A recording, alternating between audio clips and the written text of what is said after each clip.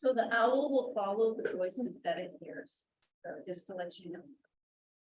The camera as well. Good evening, everybody. I would like to welcome everyone to the Human Relations special meeting, May 8/24.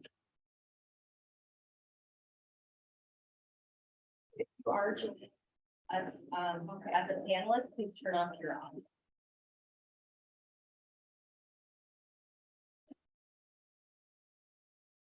So we need to be careful to get rid of that. Yeah, it still says practice session on the top, Elena. All right, Great. Why don't we give the audio a try? So we need to work on the echo, it's working. but we have a delay in the speaking, so that's quite annoying. Maybe it's gone away. I know. Go ahead. All right, thank you. Good evening, everybody. I'd like to welcome you to the Human Relations special meeting, which is our annual retreat. We're grateful that we have 3 new commissioners that have been appointed to this. Well, 4 with 1 reappointment to our commission, so we're grateful for that.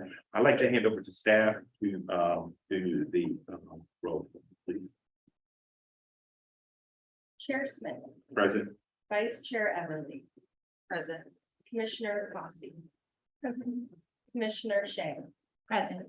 Commissioner Kraus. Here. Commissioner Savage. Present. Commissioner Stimler.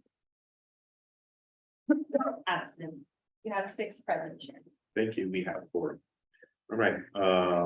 First of all, we'd like to welcome our new commissioners, and for those that have been reappointed, we're grateful for your public service, and we're excited. We have a full document of work that we will be discussing tonight, so we're excited.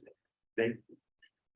At this time, we will have oral communications from the public. May I remind people that this is the time that you can make comments on things that are not on the agenda. So if you are going to make comments on rental or work plan items, please do not make them at this time. So if you want to, If you want to make comments on something that's not on the agenda, not on the agenda. so if you're online, raise your hand. I don't see any hands, Chair. Thank you so much. Okay. Great. Do we have any agenda changes, requests, or deletion?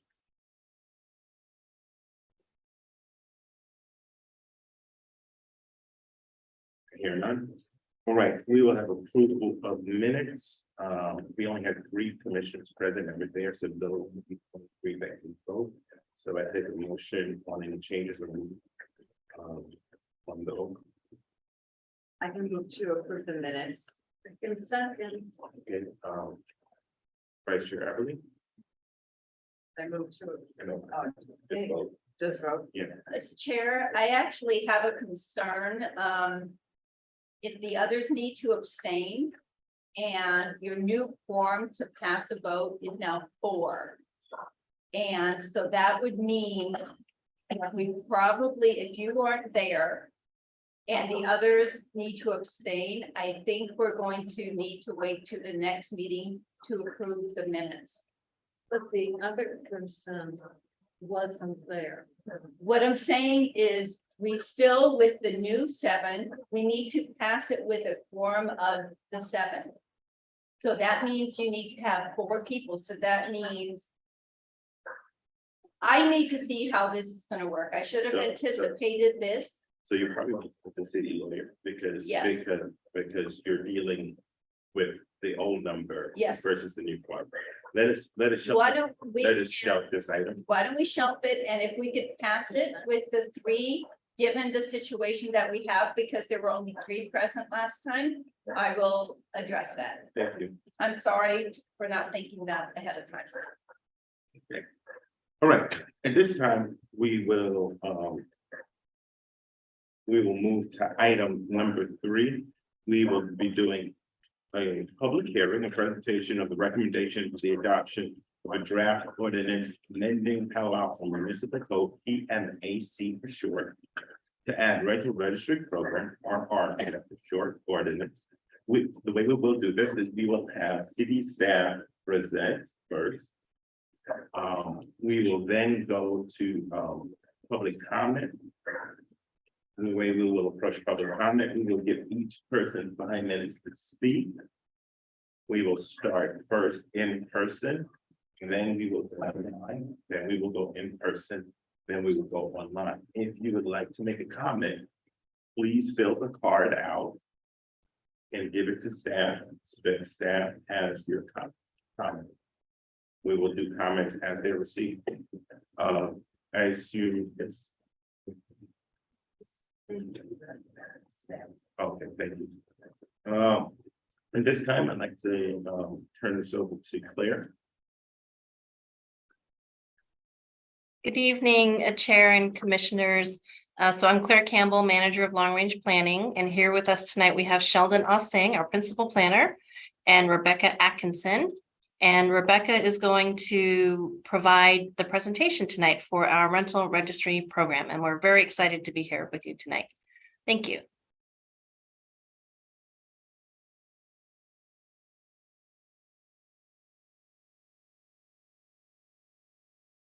Everybody see the presentation?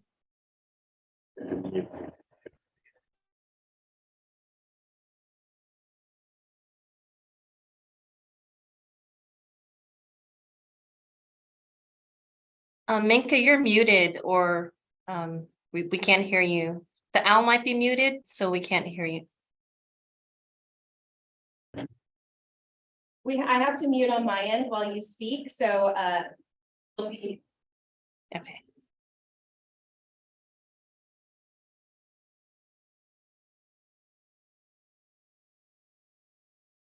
Can I go ahead?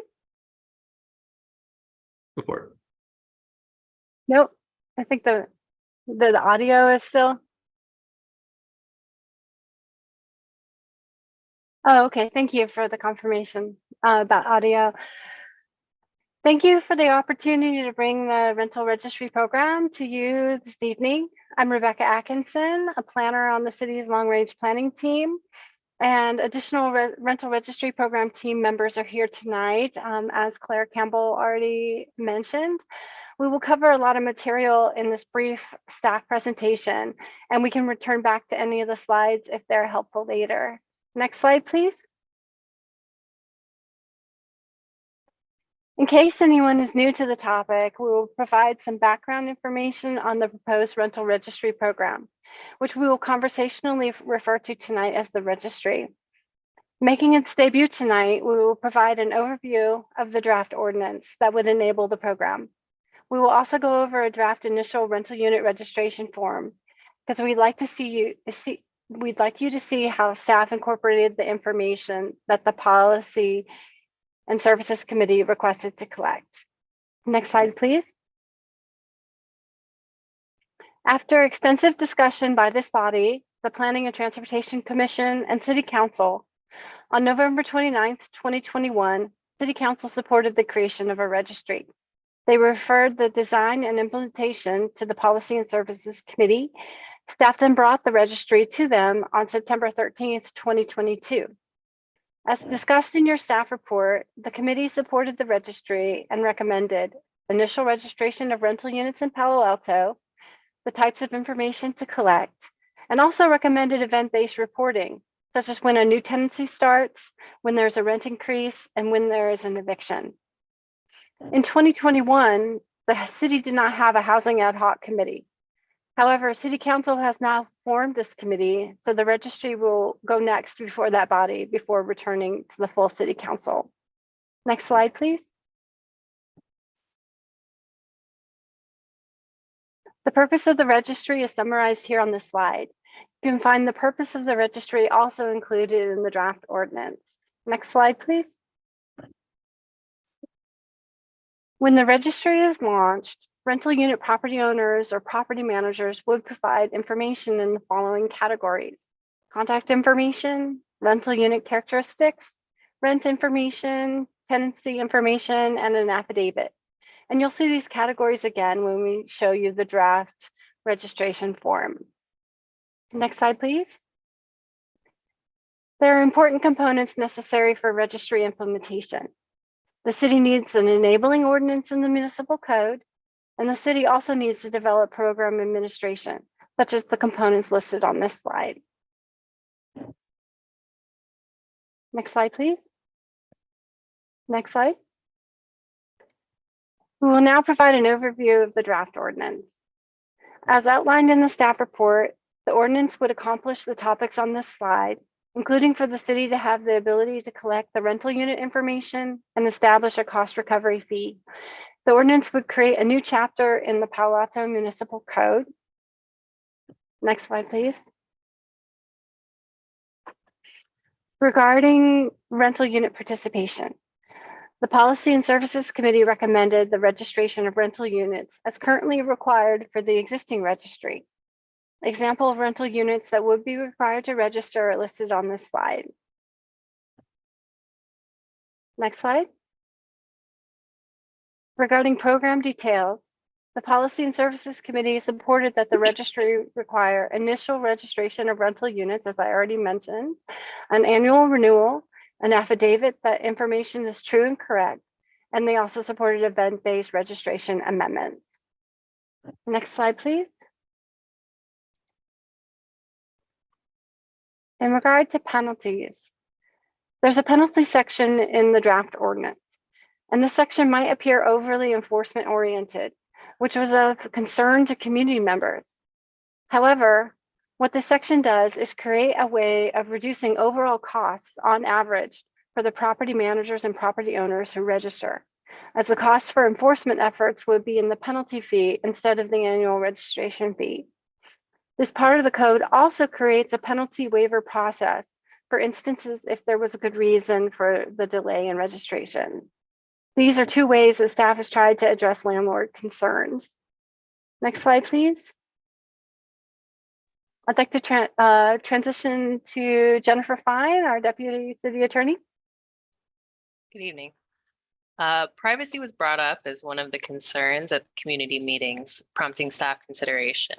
Originally, staff proposed the privacy section text in the draft ordinance in the packet, but has an update for your consideration tonight. For some background information, the city is subject to the California Public Records Act, which requires the city to make many records available upon request. With the business registry, a program similar to the rental registry program, the city occasionally releases records pursuant to requests about Palo Alto businesses. Limited exceptions allow the city to withhold records containing trade secrets or proprietary information. However, under the PRA, even these records must be disclosed if disclosure is in the public interest. Next slide, please. Staff has updated the recommendation to the proposed privacy section to the text on this slide. This would be a change to 9.65 or 040 rental registry information privacy. It would read, individualized rental registry information containing trade secrets and proprietary information will not be shared or distributed except in the following circumstances. A and B are as written in your packet. C reads, as required by the California Public Records Act, individualized rental registry information may be disclosed pursuant to a request. We believe this more accurately reflects the city's obligations under the PRA, while expressing at the same time that the city will keep sensitive rental registry information in the aggregate for analysis or for general publication.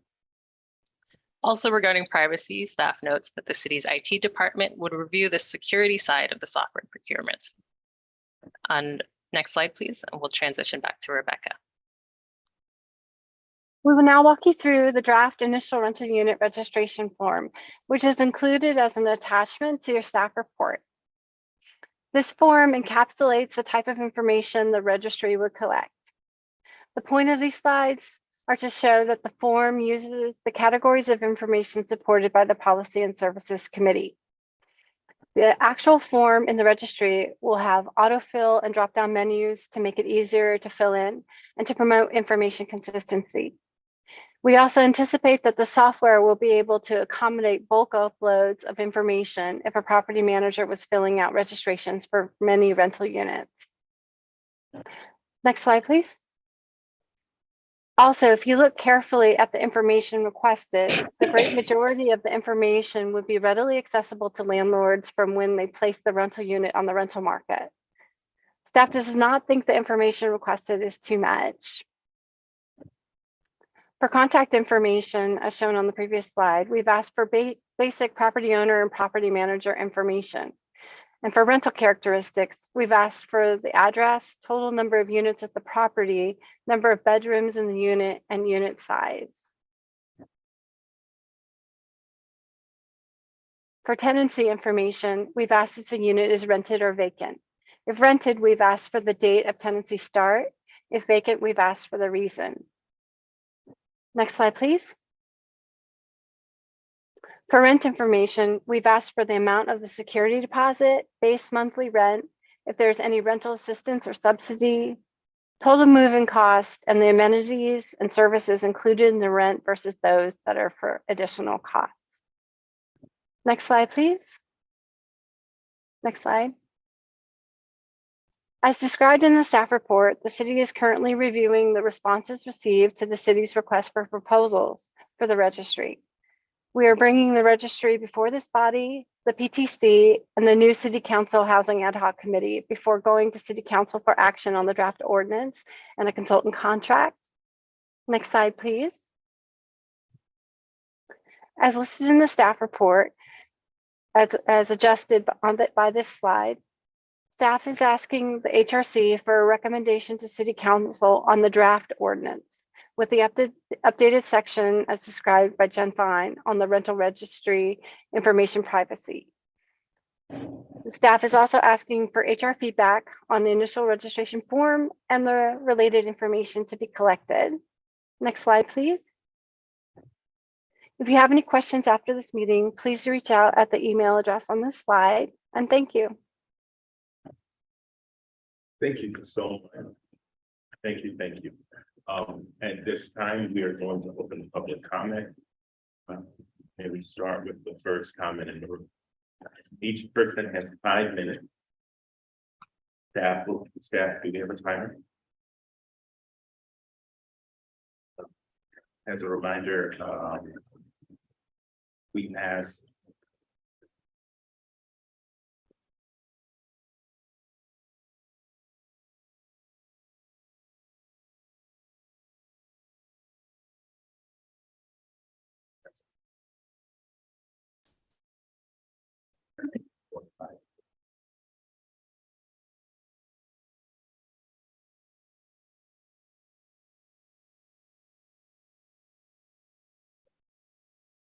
thank you so much. And just a reminder to new minister, we can give no response to a public comment.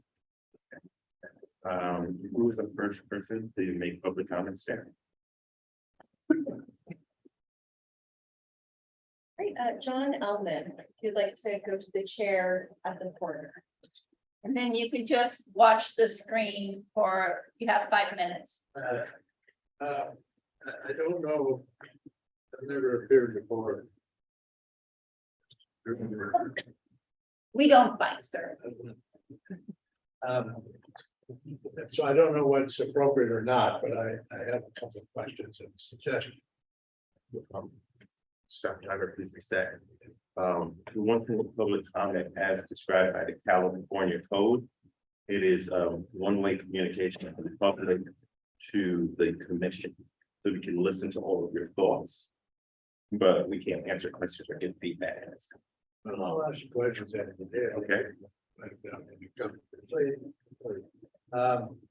Do any of you own rental property? Yes, sir. Do any of you who are going to make judgments in city owned rental property? 11,400 units according to this. How many complaints a year does the city hall or whoever entertains this sort of thing have from tenants? Well, all these tenants, 11,400. How many complaints a year do you have?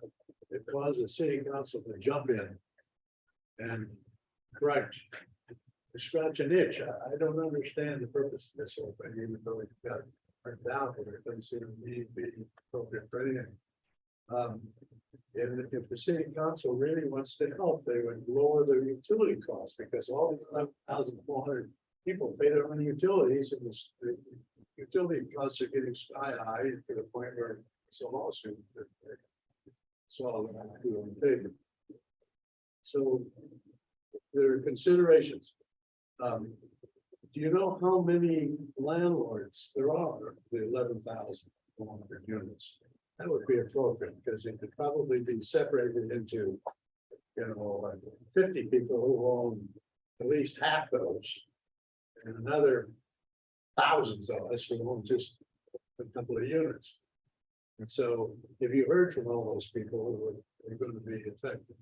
I saw on this that you're going to collect information from, that the renter can ask for information about, from the landlord about a building.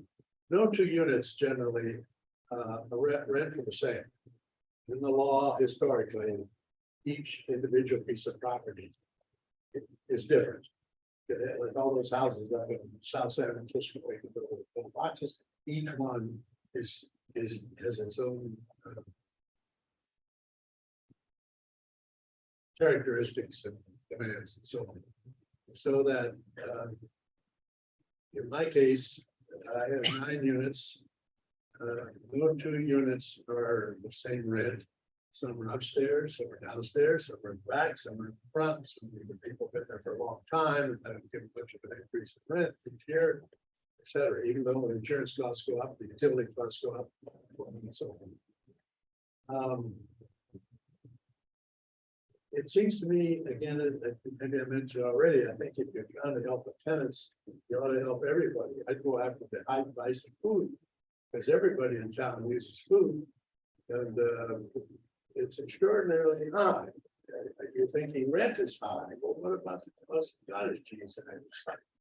I remember when it was 29 cents a quart when you rent. I didn't quart, I mean a box, and now it's really nice. And I complained about that, but there's no city council has made any move to try to bring down the cost of food. So I think you're picking on somebody who, people in my case, worked all my life, invested in a couple of things. These are my retirement income. Social Security and the rents, my 2 buildings. And now you're going to increase, like you're going to do something. And you're going to charge me something that I didn't ask for, and then you're going to charge me for it. And I'm going to get grief because tenants can ask, yes, what everybody else in the building is paying, which is irrelevant. This seems to me, I know you're down the road with a sample ordinance. It's just a matter of bringing the gavel down on it. But it seems to me that it wasn't well thought out of. I don't know how many landlords you interviewed to find out their thoughts. Probably 2 landlords would give you the same answers. It's a competitive business. We have to compete every time a vacancy occurs. Nobody, city council, I didn't get one phone call during the COVID with an 80% vacancy for about 2 years. My rents are still about 25 to 30% below where they were pre-pandemic, but there's no help offered. There's no consideration of landlords, and it's important element of our community. And I say you better think from the standpoint of landlords just a little bit to see what this is. That's all. Thank you. Thank you so much for your time, sir.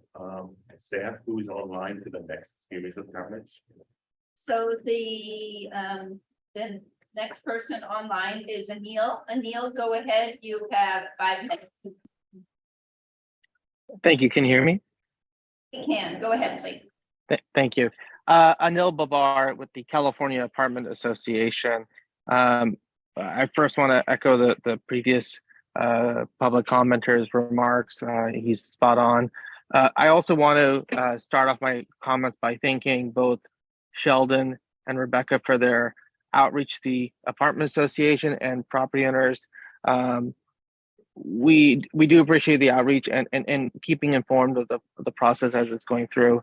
I want to touch on a few topics when it comes to this policy that I noticed in the presentation. One of the goals that was listed under the purposes for rent registry is to understand the landscape of the rental market. There's tools out there right now, if you utilize them, that can give you the landscape of the rental market, whether it's the US Census data and the American Community Survey. They have excellent tools to understand the rental market. Use the usage of CoStar, which is a rental tracking and analysis data firm. They have excellent tools about the rental market. So, you know, when it comes to understanding the goal or the landscape, that can be done without a registry. Second is the cost. You're bearing the cost of this registry upon property owners, not realizing the huge impacts they've had to undergo because of the recent pandemic. Many thousands are in debt because of the inability of many tenants to pay. And keep in mind, a lot of those rent payments that property owners receive for tenants who haven't paid the rent were for those who are earning below 80% AMI, and you know how low AMI is. So, many property owners weren't receiving their rent, and they weren't receiving the benefits from the government on those missed payments. And so it's a little unclear why you would want to continue to put that burden on property owners after they've gone through so much over the last few years. And in particular, the cost is, how do you assess what the cost should be on a property owner to calculate the cost of funding this program? I mean, just look at San Jose's rent registry and their program. They started at a certain fee just 6 years ago, and through an inability to properly assess what the fee should be and what it would actually cover, over the last 6 years, their per unit fee has gone up 466%. And so accurately calculating what the fee should be and what the cost of this program should be and what the cost of software to be is a tricky subject. And you're not going to be able to really pinpoint the amount accurately, and you're going to subject owners to constant rate increases over the years. And that's something that I think is also another burden you're placing on property owners. The third is privacy, and I noticed in the presentation you said that you can't reveal proprietary information except for rent levels and all this stuff. I would argue that the rent levels of a unit are proprietary data, right? It's proprietary for two reasons. One, it's competitive data because you're trying to compete against all the other apartment owners out there for that pool of tenants. And two, you're creating conflict amongst tenants, because if a tenant does the simple public records request, which I have done for the city of San Jose, and they revealed all the data of a units of a property short of the tenant's name, you can know the rent data for any individual unit of any individual address you want based on a public records request. So, it's not, when I say there's privacy concerns, I'm very serious. There are privacy concerns about this. And so you're putting conflicts between tenants, because one tenant will say, well, that unit's a 1-bedroom and mine's 1-bedroom. Why are they paying so much less? And then you're also creating concerns between owners, because you're releasing this data and you're undercutting the market, and you're harming a property owner's ability to manage their unit. So for those reasons, the California Apartment Association is in deep opposition to this rent registry, and I would hope that you would take these considerations into account and also express those concerns about pushing forward with the rent registry. Thank you. Thank you so much. Thank you. Who was our next in-person comment? Sue Allen. Sydney, you can take a seat. You're not there. Thank you. Thank you for having me speak. I'm here as the owner of an ADU. So our house is just a couple blocks from here. It was built when this was all carrot and lettuce fields. That's why Middlefield named Middlefield. And Grove that we live on was a dirt road. And ours was the first house, and they built the ADU first and lived in it while they built the house. So we have lived there for 47 plus years. And I really don't like the idea of this registry for ADUs. I think it's an intrusion into my privacy since I only have one unit. And also, I don't want to pay for it every year. For one unit, it's hard to rent it. We rent our ADU for about half the going market rate. The rent is, it's 880 square feet, 1 bedroom, kitchen, living room, own washer and dryer, and we charge $1,150 a month, which is next to nothing in Palo Alto. But we do it because we keep tenants a long time. My current tenant has been there 11 years. Before that, a couple of our kids lived there, and our previous tenant before that was 17 years. So we really don't want to bother with this registry. It's a hassle and it's money we don't want to spend. I'm really concerned about the privacy business. I don't want somebody to do a records check and find out my name, address, phone number, email, and how much rent we charge. It's really not good business. So I think I looked at the other cities that were on that, and most of them exempted ADUs for less than 4 units or that kind of thing. Or the other exemption is for people who are charging less than, 25% less than the going market.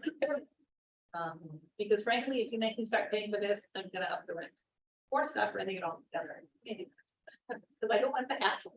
It's one more form I have to do every year. Not worth it. I just think for small ADUs, duplexes, that kind of stuff, owner occupied houses, it shouldn't be. It's an intrusion of the city into my private life. And I really resent that. Okay. That's all I have to say. Thank you. Thank you so much.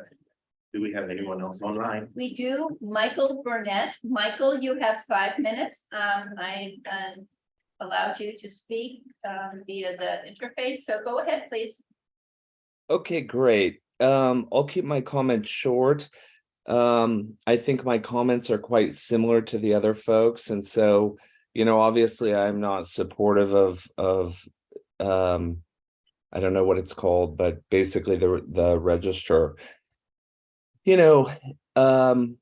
Someone let me know about this, so I haven't been following this process for a long time. So I apologize with some of my comments if it's been previously explained and outlined, or if it's outlined somewhere on the web and, I can go read and find out more details. I think it's kind of a nice well, I guess my question is, from the city's point of view, is this a nice to have or a need to have? And I think kind of a parallel analogy is really all the discussion that we're having with online data and, the likes of Facebook, Google, TikTok, et cetera. And it just seems kind of like a data grab from the city, where the person providing the data is actually being charged for it. So not only are we ensuring that the data is up to date, we're actually the ones providing it. Theoretically, the penalties could be enforced if we get the data wrong. And it just seems strange in this kind of, obviously in the Silicon Valley, where there's so much discussion around data and companies around personal data, that we're now being asked for all this data that, based on some of the other comments, can be made available. And we actually have to pay the city to provide them data that they want. And I think the first speaker had a good comment, like what itch is being scratched here? I mean, I always wonder kind of, what happened, how do we deal without this for 150 years? And all of a sudden now we need it. And I think from a city point of view, and also many companies in the Silicon Valley, obviously we are data centric and we like data. And so, I don't fault the city for wanting additional specific data, but the question is it really, the landlord who's renting, is it our burden to provide that, and do we have to pay it? The other, often in startups, you see data that's anonymous, and one of the speakers referenced that there are plenty of other data sources out there to data services. The other thing, for example, I'm not sure about the safety. So, I have a property in Palo Alto, it's rented. People can find out that it's rented for how much. And just from a theft point of view, obviously every other house on the block is having some construction done. their workers. A lot of the theft, my understanding, is not from local residents, but from people that actually are working within the city. And we're just providing them kind of another data source to know that there are renters in, the address, whatever, on street, whatever. And I think we could all assess that renters generally are not as protective or careful around the property as the owner is. So, that makes me nervous about my property. I think I'll end it there. Those were really my comments, which was, I understand you want the data, but why am I required to provide it to you? And if I'm providing it to you, why do I have to pay you? I do agree that we only see costs go one way. Generally, it's up. And so I should expect those to go up. And so that kind of underlines, again, my need to pay. From a privacy point of view, I think the privacy leads to security issues, that people can find out that a home on a certain street is a rental. They also know the lease period, and sometimes tenants move out slightly early, and so they can keep an eye for an empty property. Again, on the security side. Anyway, I'll leave it there. Thank you. Thank you, Michael. Who is our next in-person comment? Ken Allen.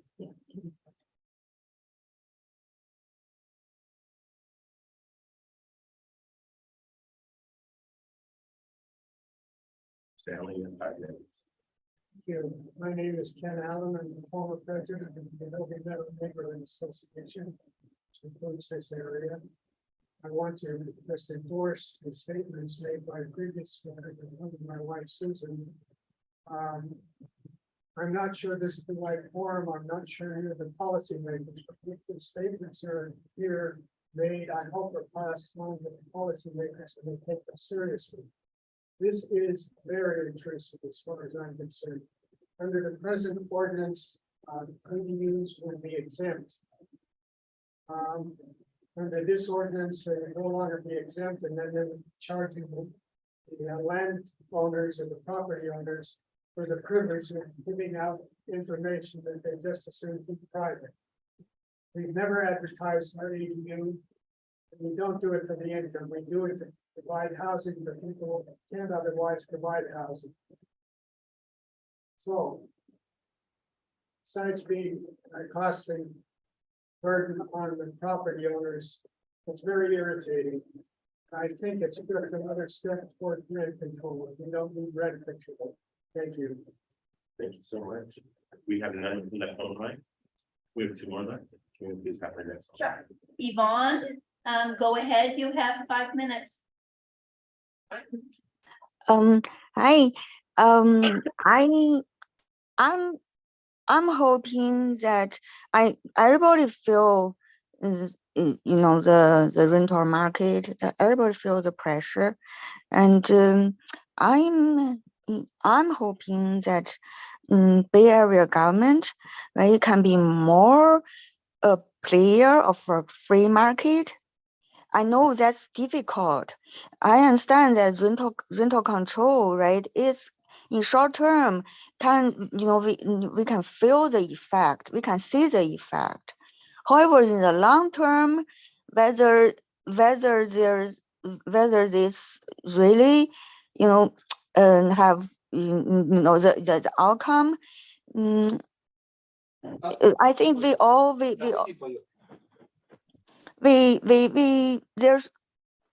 we should careful study this.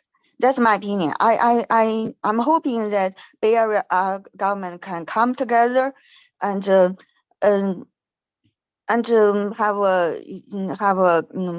a more thoughtful plan.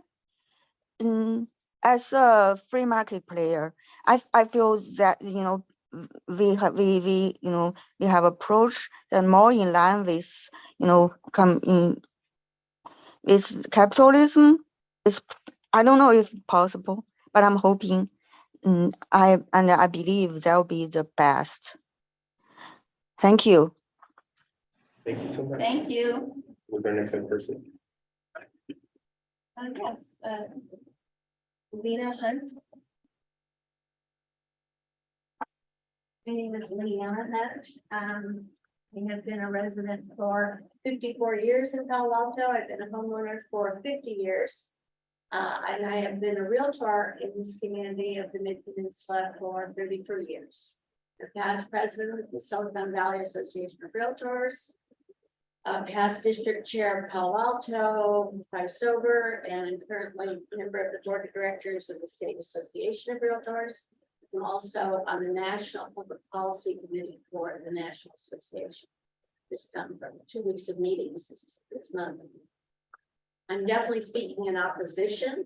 I'm speaking tonight as an individual, not as an official representative of the organizations. However, I have been aware of this issue since it was first raised as a result of the closure of the President Hotel, which was really the genesis of this concern with the plight of tenants and homeowners alike. I would echo all of the statements from Neil from the California Apartment Association. He has worked closely with our government affairs director, Ryan Kerrigan, on this issue, and we intend to definitely speak out on this issue. For the primary reasons, certainly solicitation of data for the costs involved, as well as the privacy to the homeowners. This is a very negative proposal. We have many issues in this community we need to deal with. We are trying to encourage housing. We're trying to encourage more homeowners to participate in the ADU program. This will discourage the small homeowner from such participation. As a number of your citizens have already voiced, they are very concerned with potential costs. This will discourage, we have a tremendous number of small so-called mom and pop owners. We do not have vast numbers of large complexes such as the 10 apartments on Arrastradero. And so it's very important. We have a lot of seniors who depend on this rental income for their livelihood. So certainly as a spokesperson for the need for more housing, I would encourage you to not consider this proposal, not consider passing on an affirmative recommendation to planning and transportation as well as to the city council. There are a number of sources for the statistics that the council is looking for, and creating a new program with all the costs involved is not the way to go. So I will try to have a more cohesive presentation next week at BTC, but did want you to know at this level that we are very concerned about this. We've spoken with a number of small property owners as well as tenants, and we're really dismayed that this has come to this point where council, well, staff, and in turn your commission are really entertaining this proposal. So who's our next online connector? The next person online is Jennifer. Jennifer, go ahead. You have up to 5 minutes. Jennifer, go ahead, please. You need to unmute on your end. Hello. My name is Jennifer Liu. I'm a Palo Alto resident for over 20 years. I'm against the rental registry because it's unnecessary and bureaucracy, violates the privacy of both tenants and landlords, and makes housing less affordable. The rental registry is not necessary. Currently, we have a complaint-based system which has been working well. According to the report, there are not many complaints, but the concern is that tenants are not informed how to make a complaint. I think any issues can be easily addressed by advertising and reaching out to tenants by website, social media, etc. Number 2, rental registry is a very expensive approach. Having housing providers pay for it will increase the cost of providing housing and therefore making housing less affordable. Nowadays, housing providers are heavily burdened by the high mortgage rates, skyrocketing maintenance costs, and many tenants not paying rents due to the earlier eviction moratorium. Number three, rental registry increases government bureaucracy. The San Jose Housing Department used to be very small, only a few staff members. And now they have close to 100, which is 10 times as big. I don't think Palo Alto is ready for such government bureaucracy. Number four, rental registry is a violation of the privacy of both tenants and housing providers.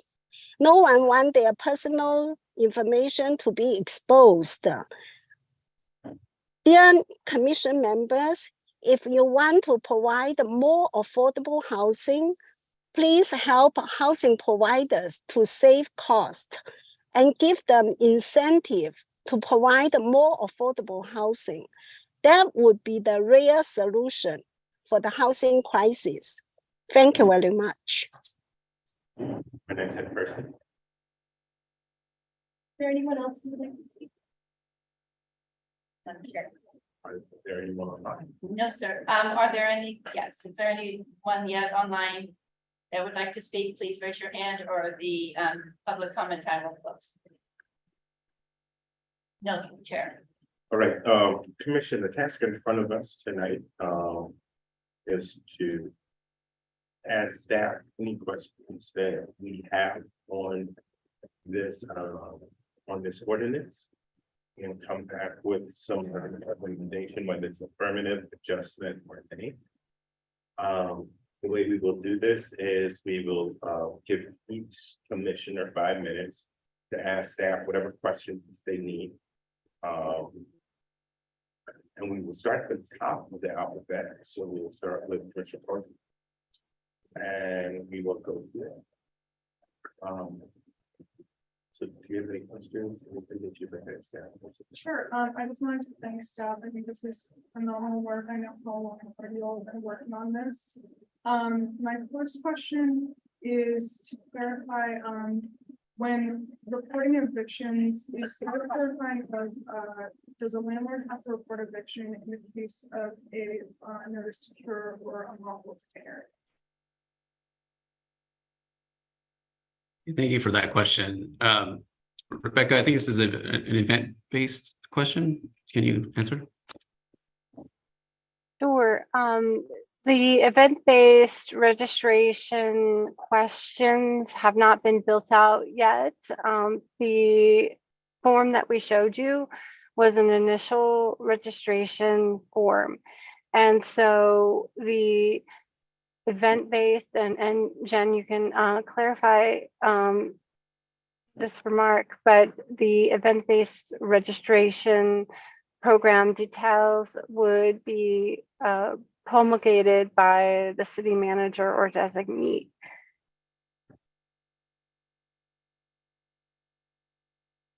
So much. My other question is, are landlords required to give any demographic feedback on the tenant? Or is it included? That type of information actually would have shown up in the initial registration form had we proposed asking for it, but no, staff is not proposing collecting demographic information on tenants. So much. Thank you, Vice Chair Everly. Thank you again for your presentation and for the report. My first question is, do you have any idea of how much it would cost to run this program? Because my main concern with what we have so far is that it talks about fees and penalties, but there are no numbers associated with it. So I can see how it'd be really scary to pass something where you have no idea what you're looking at. So do you have any idea? Yes, thank you for that question. And we're right in the middle of the process of evaluating requests for proposals or proposals that have been submitted in regards to that request. So we do have some that are looking pretty good for so that we can advance, but we're just not at liberty at this time to kind of state exactly what those numbers are to kind of show our hand at it, is to show any favoritism towards any one particular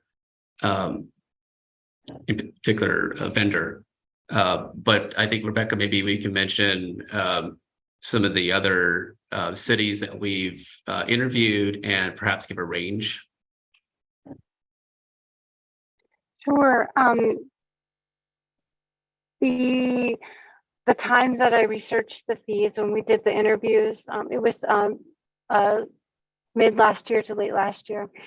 And so it is possible that the rates have changed relative to the last time that I looked. And so, but the range that I saw was around 50, quite a range actually, around 50 to 200 per unit. So it was quite a range. And that seemed to be related also to the types of staffing costs that the city included versus just a simple procurement where a consultant did all aspects of the registry. So there are internal decisions that the city would make in terms of how to budget for the program, if there was any need to have any staffing versus would it all be done by a consultant. And also it is a policy decision, as mentioned in the staff report, whether or not city council would do full cost recovery or would offset some of the costs. So these are types of policy decisions that are underscored by the information that would be provided through the RFP process. And so, so first and foremost, we did the RFPs to understand. And then also there would be additional staff considerations before we put together a cost proposal. Thank you for that. I will say that, and I'm not sure how to solve for this, but it's very difficult to then vote on recommending this to city council without having any idea of what the fee or penalty is going to be, when that's one of the major issues that landlords have with it. So I don't know if there was a way to change the ordinance so that you have at least a ceiling so that it will not be more than a certain amount, you know, from the research that you've done. Because otherwise you're just giving complete, you know, blank check to city council to decide what they think is fit without having any idea. So I can respond to that if you would like. I do think the HRC can make recommendations to include those types of statements. So you could include provisions that you support the registry with the following provisions. So that way you could, you know, make a decision, and then you're including some of the clarifying wishes of the HRC that should be considered for the council.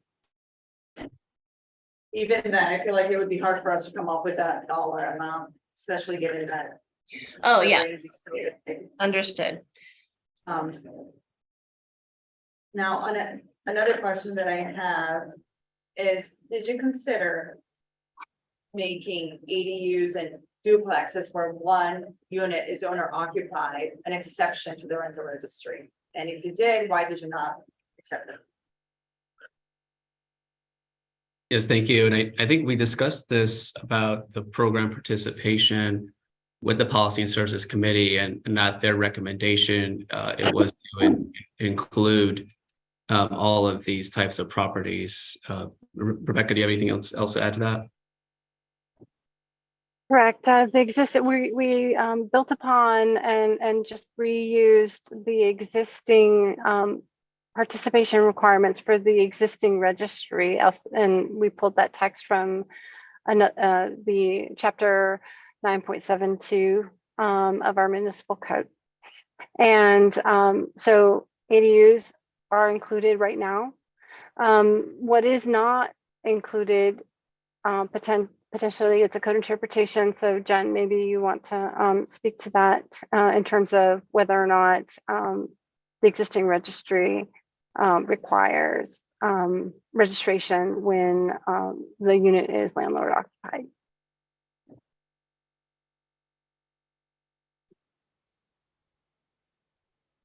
If I'm remembering correctly, I think this was an open question in terms of how council was understanding that section. I don't have a prepared answer from our office at this point, but we can prepare one. And of course, if you would prefer to draft the ordinance in a way to exclude those, you can make that recommendation as well. Thank you.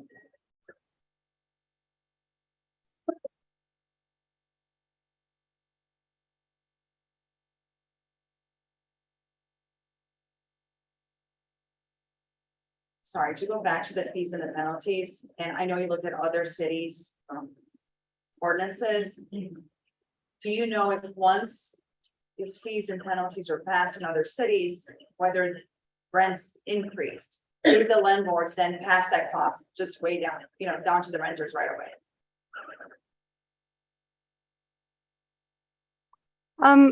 My understanding is, when I looked at other cities, I did not see that analysis come up in my searches, nor did any staff people that we interviewed mention that.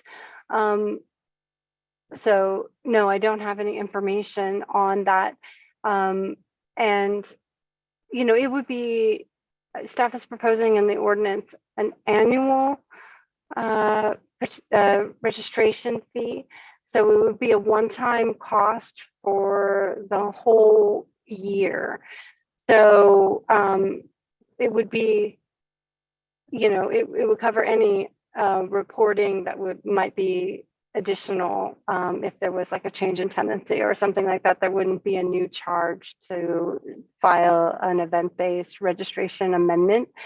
So I guess it would be relative to the consideration of reviewing bodies and ultimately council, if the amount of the registry would be, significant relative to costs being passed on or absorbed and so forth. So whatever the range that I mentioned and so forth, relative to the data gathered, I think that would be, a policy point to consider, if that was if it was somehow passed on to the renter, would that amount be of concern? I think that's before you tonight. Thank you. I don't have any other questions. Thank you, city staff, for your presentation. So I have two questions. What feedback was solicited from the tenant or landlord communities before and during the formulation and development of this draft ordinance? My second question is, what considerations were made to include community voice in the development of this draft ordinance? Yes, thanks, Commissioner. We've heard a lot. And actually what we've heard today is very similar in themes throughout the outreach. We had individual stakeholders that we met with, the apartments owners, small group there. We had a community meeting with over 50 participants. So we're hearing very much the same themes. We did create a frequently asked questions update to our website that includes some answers there to these. Definitely privacy, costs, why are we doing this? Those have all come out throughout this as well. Rebecca, do you have anything else to add to that? Sure. I think, while it might have been mentioned in the past, I think some of the comments made tonight about potential exclusions of units is showing up more tonight than maybe in past community meeting, so that currently isn't listed in our summary of general themes that we've heard, echoing Sheldon's thoughts on hearing a lot about costs, and not just worries about how much it would be, but just in general that it would be costly. That we've heard that before. And so, for example, ways that we tried to address cost was, the obviously setting the ability to set a cost recovery fee, but also including the ability to separate out any enforcement costs and so forth. And we that would just be one example. I could provide additional examples, but I'd like to check all of my notes and compile a list for you. So if you could return back to that if you're interested in more detail. Thank you. I have no other questions. Thank you. Thank you for this laborious work. I know that it took a great deal of time from our subcommittee meeting with the various stakeholders. I have questions about the cost and the RFPs that you've been receiving. Are they for the software only? Are they for the software and management thereof? Like an ADP, it's a plug and play? Or are you building a custom system? And what are the lessons learned from our neighbors of city, Mountain View? Yes, thank you. So in our interviews, we did ask other cities about what software they were using, what systems. Some were just using Excel, and others were using software that was made specifically for this task. So we did do a request for proposals for companies and vendors that would deliver something off the shelf for us. So something is not necessarily custom, because they have other jurisdictions that they're doing the software in. The cost is a combination of developing and implementing the software to kind of meld with our systems, as setting that up, as well as we're going to need to have some administration of the program to do the outreach and manage kind of day-to-day operations of that. So there's the combination of staffing as well as the licensing for the software. Have we learned anything from our sister city? Because the program seems to be extraordinarily successful. Am I wrong or am I right? We did have an interview with them, as well as they showed us their program. So Rebecca, maybe you can elucidate more about our interactions with Mountain View. Sure, and we did also in the staff report provide a summary of the information and the highlights of the interviews that we did with the cities. So I don't know if members of the public and other attendees have had the opportunity to take a look at that interview summary. But can you repeat the question in terms of what you would like to know in regard to the Mountain View program? Yeah, I don't think I didn't read this, but Mountain View is our sister city. They're in the same county. They seem to have been very successful. Is that correct? Or is it not? And are there lessons learned from them?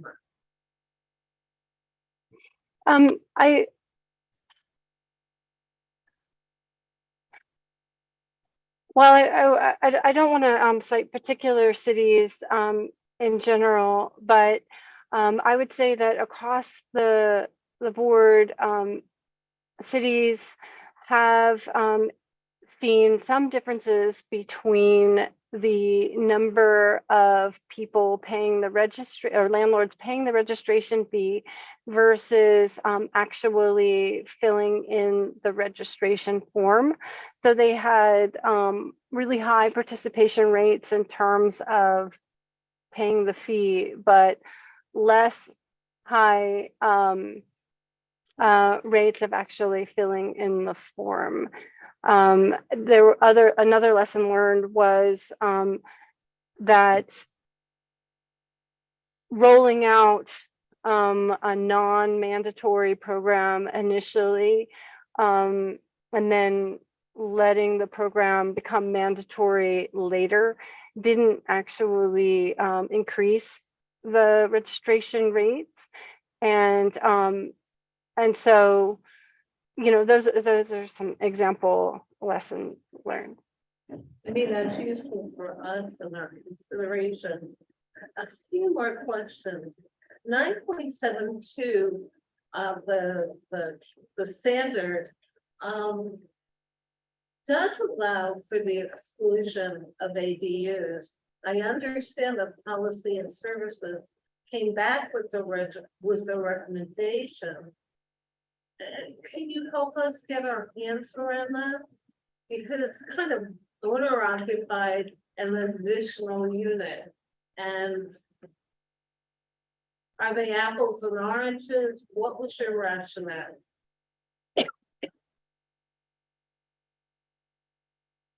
Commissioner, are you referring to 9.72030, that applicability section? Yes. If you look at 9.72050 property registration, it lists that regardless of whether the property is listed in 030, the unit will be subject to the registration process. Okay, let me go back to privacy. The word you used, Rebecca, was, I believe it was you, analysis. So what constitutes aggregation versus individual release of data in protecting the renters and the landlords?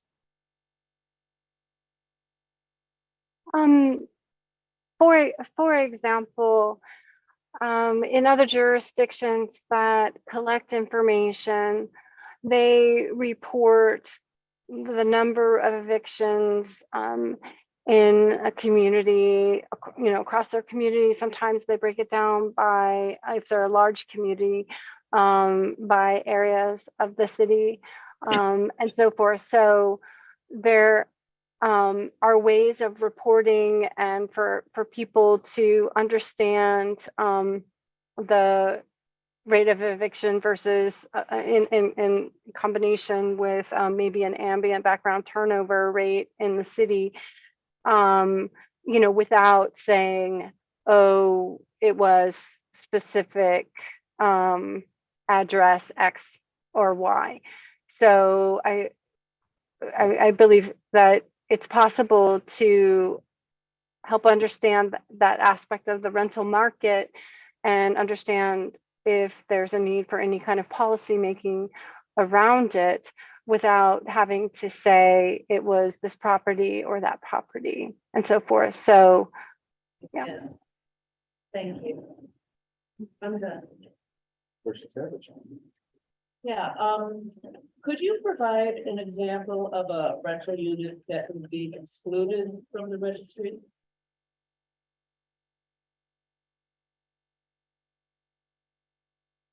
I think that falls possibly to Jen Fine and a comment made earlier in terms of the open question. In the proposed ordinance, the definition of residential rental unit has an exception. It says it shall not include an attached bedroom of a landlord occupied dwelling where the landlord and renters share living facilities. So an attached bedroom, someone who just rents a room in their house, they share perhaps a kitchen or a bathroom, those kinds of facilities, that kind of rental unit would not be captured by this program. Right, and that would be it, that's it. That is the only current exception. Okay. All right, most of my issues and concerns have been addressed already by other commissioners, but just one more thought. Have you ever considered possibly a one-time only fee for small property owners for the registry? Instead of a yearly fee? That has not come up in public comments received thus far as an idea. So, but it's certainly something that could be mentioned to council. The setting of fees is actually a council action. That's distinct from the actual ability to set a cost recovery fee. Jen, correct, Jen, please correct me if I'm mistaken in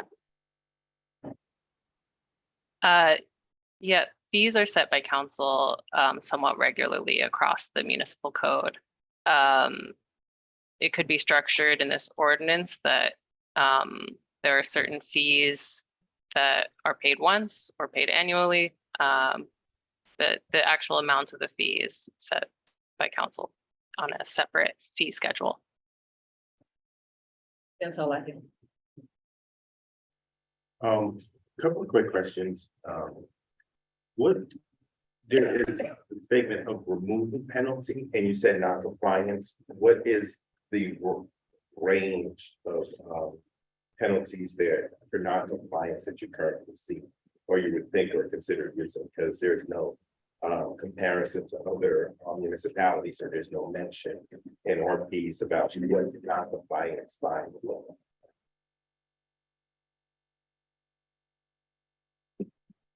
Rebecca, do you remember in our conversations with other jurisdictions? No, we didn't talk in detail about the setting of their any penalty schedule or enforcement schedule. However, Jen, would you be able to speak to the process of the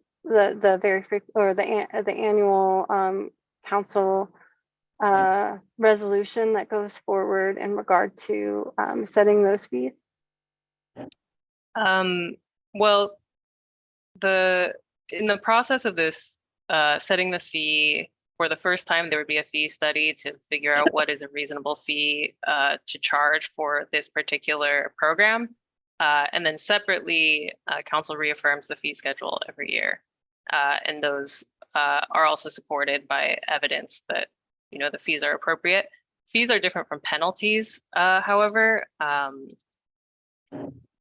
I'm speaking directly to the penalty, because it's stated in the ordinance as a penalty. So I wonder how council could have a discussion about penalty if they don't have an idea of what the penalties are charged, even in our evaluation. I can look at look for the latest council resolution where they did set penalty fees for various things, and it's a larger ordinance in regard to even the cost of parking tickets and things like that. So there is a regular vehicle that goes through council that sets penalty fees, which is different than the cost recovery fee and fee study. If you're looking for a reference point, a possible reference point might be the business registry, which has its own penalty section. But if the HRC is interested in making particular recommendations around the penalty amount, then of course it is free to do so. I just think it's hard to deliberate something that has a penalty and a fee and not have like a clear understanding of what we're going to recommend to people without knowing what the fine or the fee is. Because is it $1,000 or is it $10,000? Is it a graduated scale at 1 unit, or to have, if somebody doesn't put in 100 units, do they get charged significantly more? Because at the end of the day, I think that's going to be a significant issue, particularly for landlords. So if we have a major developer that doesn't comply, do they get charged the same as an individual homeowner in the penalty schedule? Or what do other or what do other municipalities do? You know, I think because that becomes a big piece of this, because we come from something that's not mandatory to something that's required, and then how do we enforce it, and what can we judge to enforce will become a big part of that. I have another question. What percentage of Palo Alto rental units by the city's best estimate are owner occupied with a single rental unit or ADUs on a single property?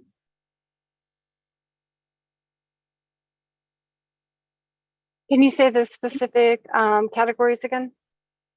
It's a unit, a unit where the owner is occupying with one other rental unit in it, or one property with the owner living on it with an ADU.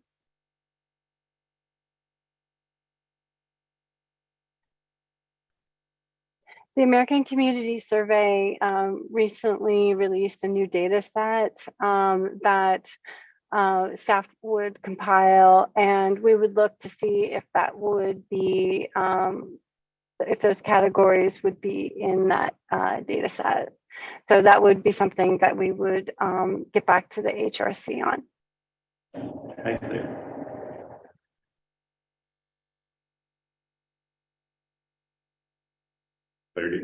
Oh, yeah, sorry, thank you.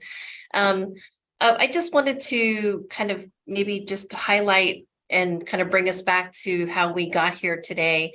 And, you know, back, it was 2020, 2021, we were working on the renter protection policy. So we had this package of different concepts that we were trying to bring forward. And one of them was our rental registry. And there was definitely a lot of support for establishing this registry and having a more robust registry than the one that was currently existing. So, you know, so tonight, you know, we have this ordinance that basically sets up the city to be able to implement and move forward with a registration program. But as we're all hearing and we're discussing, we don't have the fine details worked out at this time to share with you about how much it's going to cost, how much the penalties are. And that's definitely something that we are working on, you know, through this process. So, and also one of the other reasons why I'm just kind of bringing us back to it is the reasons we're having this registry is to help us with policy development, to help with our tenants, renters and landlords to kind of really understand what's happening out there. And, you know, we do think this will be a very useful tool for the city. And it's definitely not meant to be a penalty or penalizing, you know, property owners and landlords that are out in our community. But we are trying to develop programs and policies that will help with renter protections for the city. And that's what this is. This is the main tool that we're looking at for this. And we've cited this in our housing element, you know, that we want to move forward with this. You know, we've got some clear policies that we can't really move forward with because we don't have the data. So I just wanted to remind everybody, this was sort of how we got here with, you know, with this ordinance tonight. And I know that there's a lot of concern about working out the details, but we're hoping, you know, we can have some additional provisions, you know, in how you make your recommendations, and certainly, you know, have staff return and come back. And I know you're not ready to do a motion yet, but we definitely hear you and we understand your concerns about these details. So I'll just end it there. Thanks. Thank you, Claire, and this body in a previous makeup did work with Commissioner Everly. We definitely voted in support of this, but I think we've always had the tension, and you sat in a lot of our discussions around the stuff around the smaller units. And no, that piece I think is a bigger deal for us. So I'm going to have another round of questions. Any other commissioners have any follow-up questions you'd like to? I have. Yes, right. Commissioner Clerk, then Commissioner Everett. Yes. I was kind of just curious. So part of the reason that this is important is obviously to enforce state laws. So if somebody, we have it on record, if somebody suddenly drastically raises their rent above the legal level, why were one of the things excluded? I'm sorry, I was having trouble understanding the question. Could you repeat it? My question is, why were you said that 1 bedrooms were excluded from attached bedrooms, if somebody was renting their bedroom, that it was excluded from this? Why was that? It's a bedroom within an existing home. I think that's what the clarification is. Maybe Jennifer, you can repeat that that provision or that exception. I think the commissioner is asking for why we included that exception, and I think that might have been from I can't quite remember if that was from a meeting recommendation. I don't know if Rebecca or Sheldon happen to remember. I think that because it was maybe an open question, we did put that exception explicitly.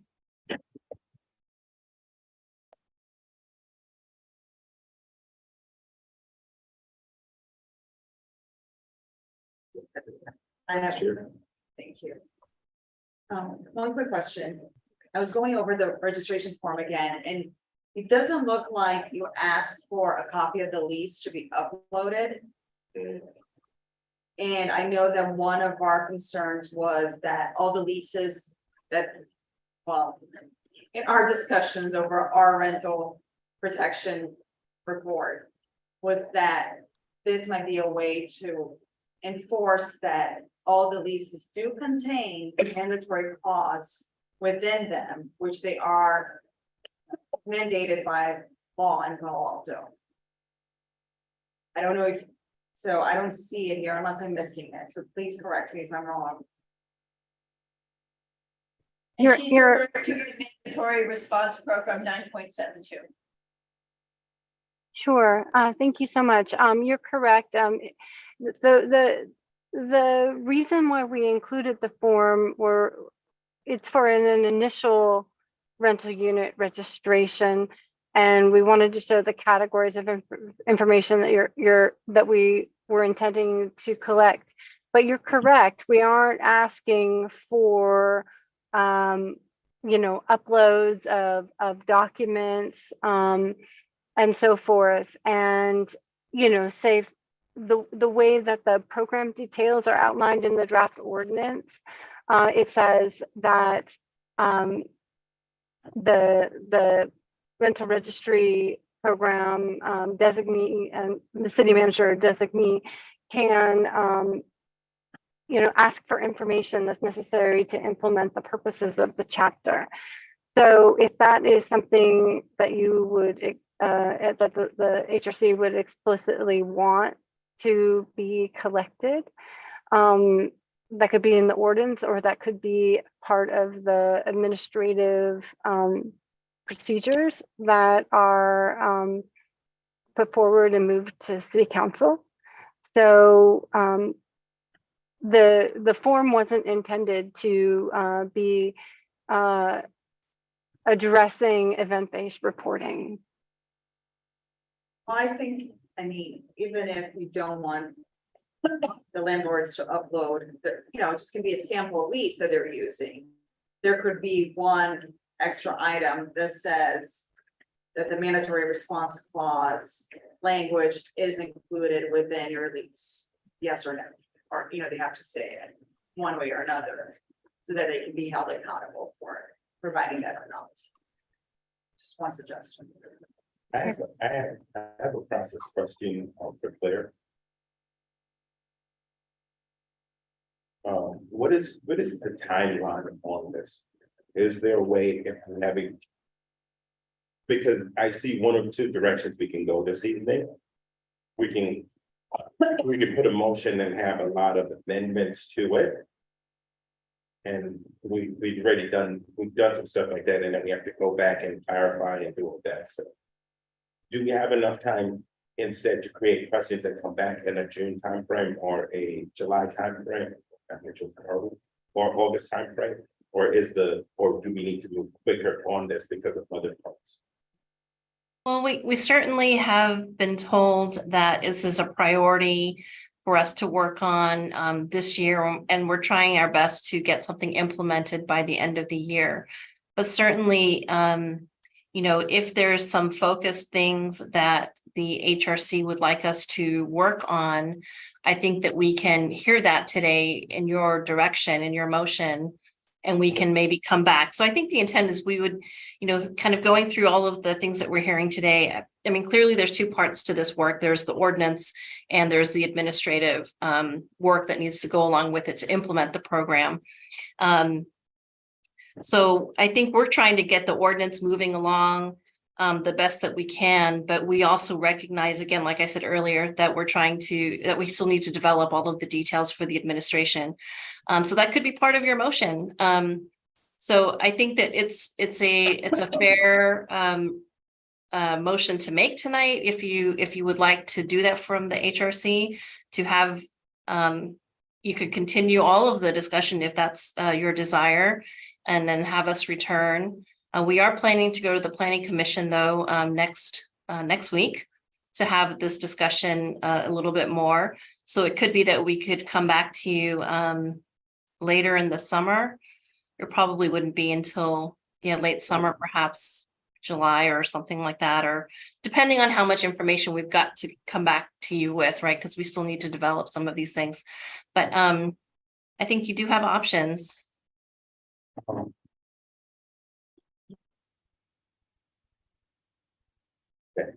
Thank you.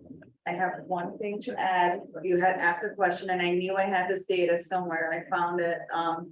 This is from a Planning and Transportation Commission staff report. Meeting from April 28th, 2021. So this data is from 2021.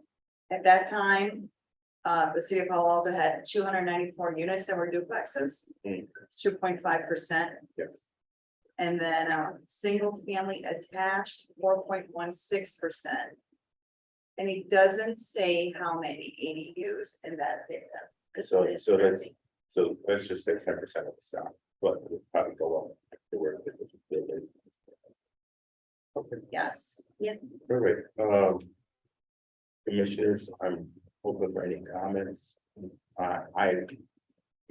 My sense is that I personally would put a motion with some questions or amendments asking for clarification on things like fees and single units and those kind of things.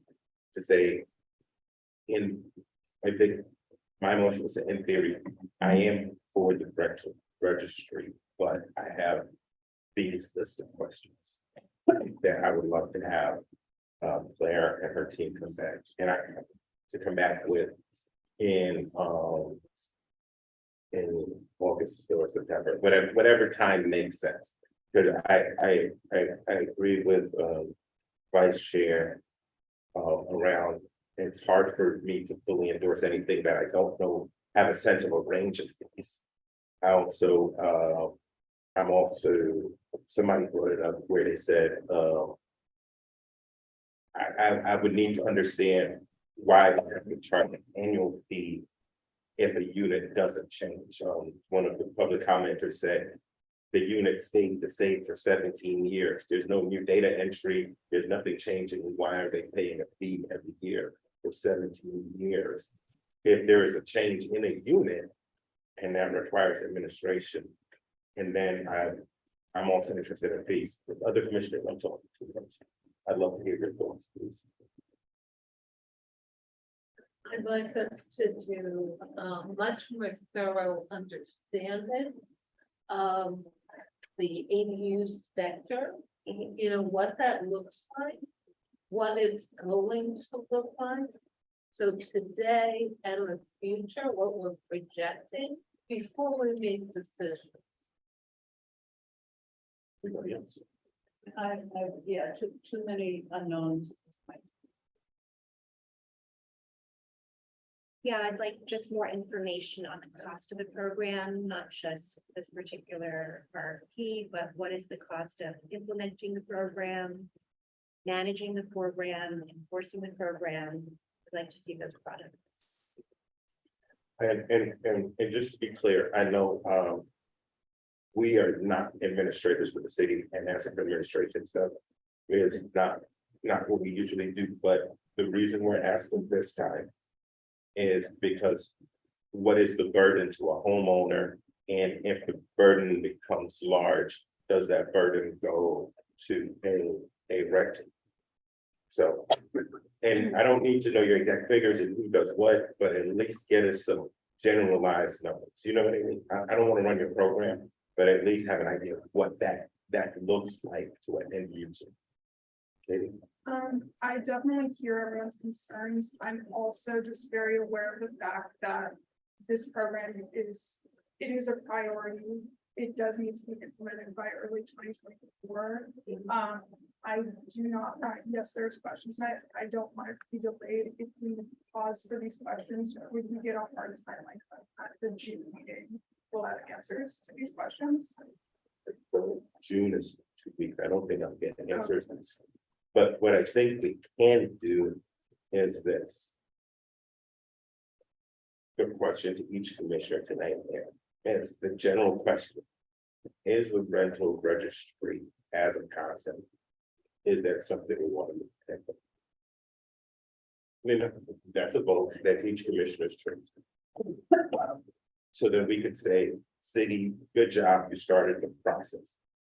These are the 10 questions or the 15 areas or whatever else that we have identified in this conversation that we would like for you to return to us with.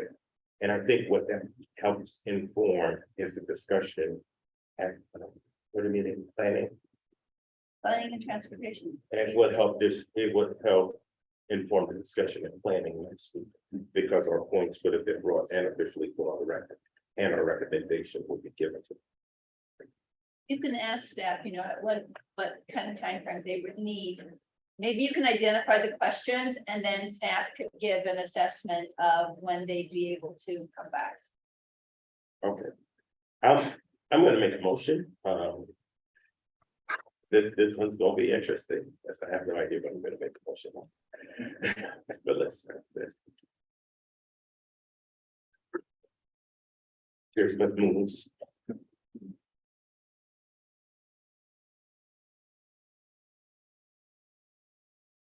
To accept the basic framework of the RRP as presented by staff with the following outstanding issues needing to be addressed.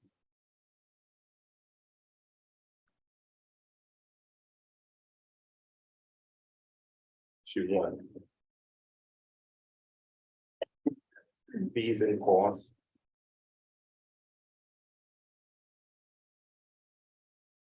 2. Property owners.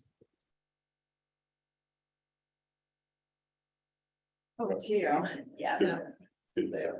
your first instinct was right.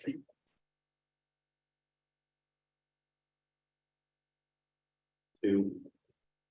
Penalty structure for non-compliance and penalty cost for not. Number 2.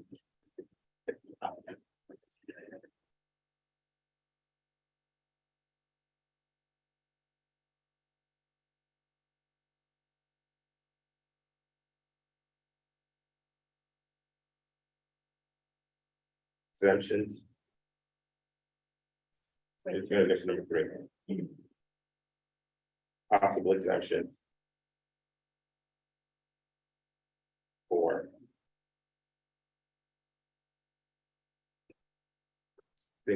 Single unit. And ADUs. Single unit owner occupied. Duplex where one of the units is owner occupied. I'll take a friendly amendment. Thank you. I'm open for friendly amendments for anything else. And just so you understand, any motion can have a friendly amendment. I'm sort of short circuiting the process because I didn't get a second yet. But since it's a little bit more complicated, if anybody has any other questions they want to add or any other condition, I'll accept them as friendly amendments, please. Outline the privacy mandates and how they will be facilitated. So we really understand how the data is being used. within the federal time. Anyone else? Could you expand on the, when you say possible exceptions for new persons, are you saying, are you speaking to being completely exempt from the rental registry or being exempt from the annual fee, which is for Thank you. Possible exemption, let's do fees for that one. And then,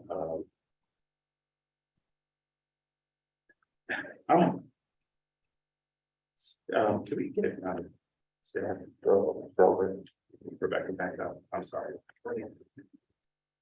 Can you guys explain to me why the rental registry is going specifically, the bar has been set where it's almost, there is no exception for anybody to not be registered. So single units have to be registered and what is the thinking behind that? Do you understand the question? Sure. I think in general, having wide participation and requirements to participate is actually more transparent.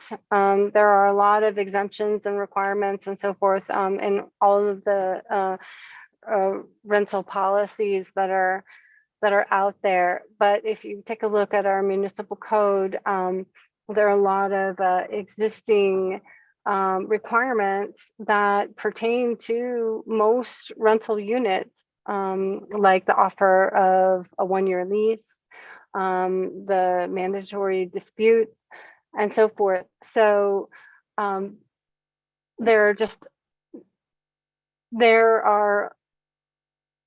most units do need to participate in any of these existing rental protections that are of importance.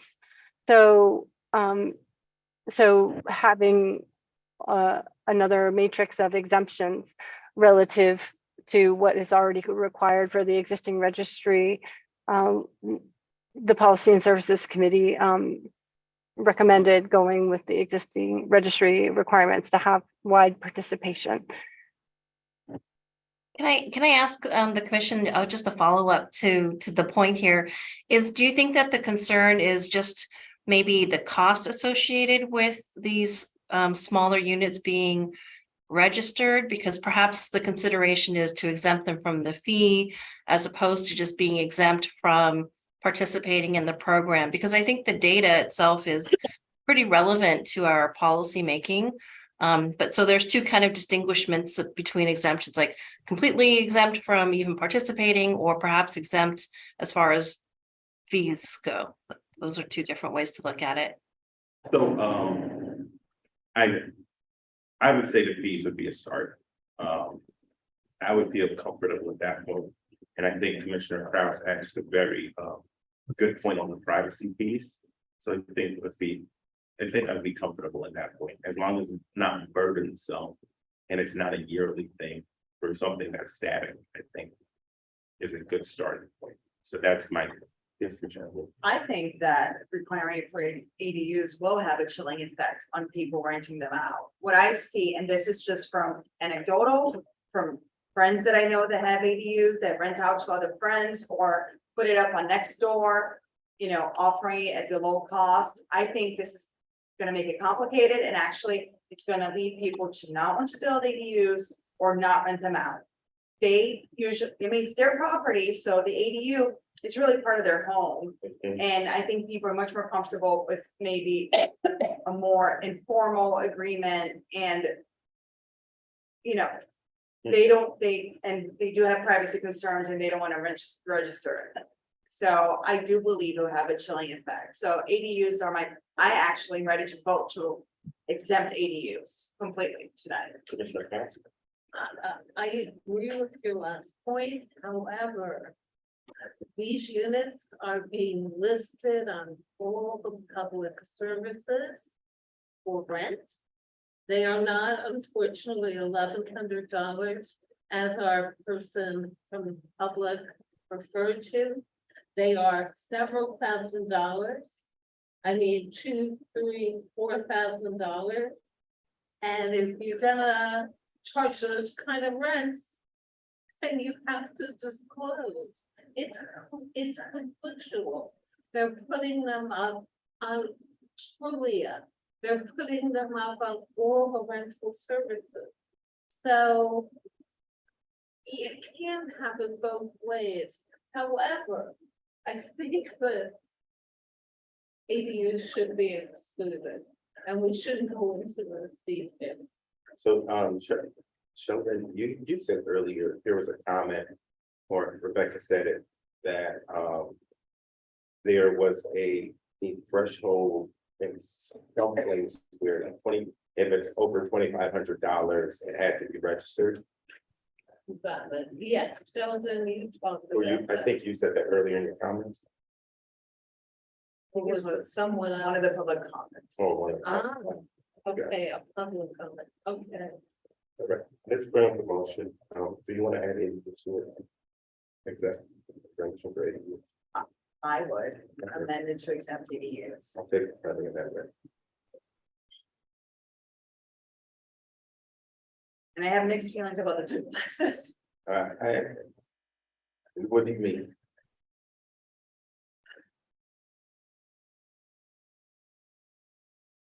Where one unit is owner occupied. I mean, I know we've carved exemptions for that before. Yeah, this is the place that we always get into. So, I know. you know, my dad was a small renter guy in New York, and I saw the aggravation some of this stuff does, particularly when it's not your main thing. But I just want to make sure that we protect the smaller operators, but also not carve out so much that people get abused. So I think that's my intention of it. Sure. You get them.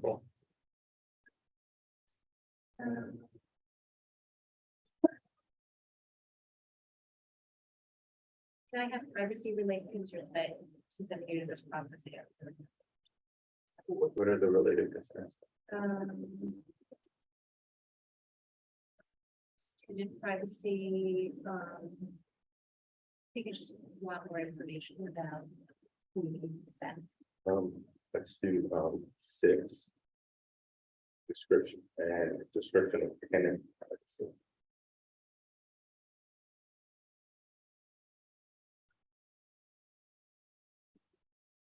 Commissioner Savage, any thoughts? Yeah, no, I'll put it.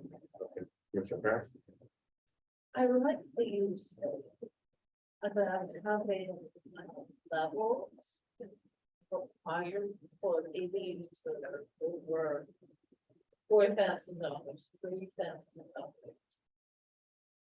My number one challenge, my number one challenge with that is, I don't know. I don't need it. But I think Commissioner Everly brings up a good point. It will bring it, even if we start messing with levels, I think it will show.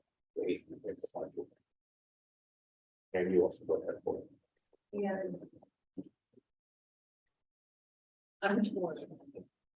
Can I just make one comment about privacy? I thought that was interesting. I will say that you could own a house in the city. People can look up and Who you see who you are, how much you paid for it, and whether you pay your taxes or not. What year you bought it. Yes, what year you bought it.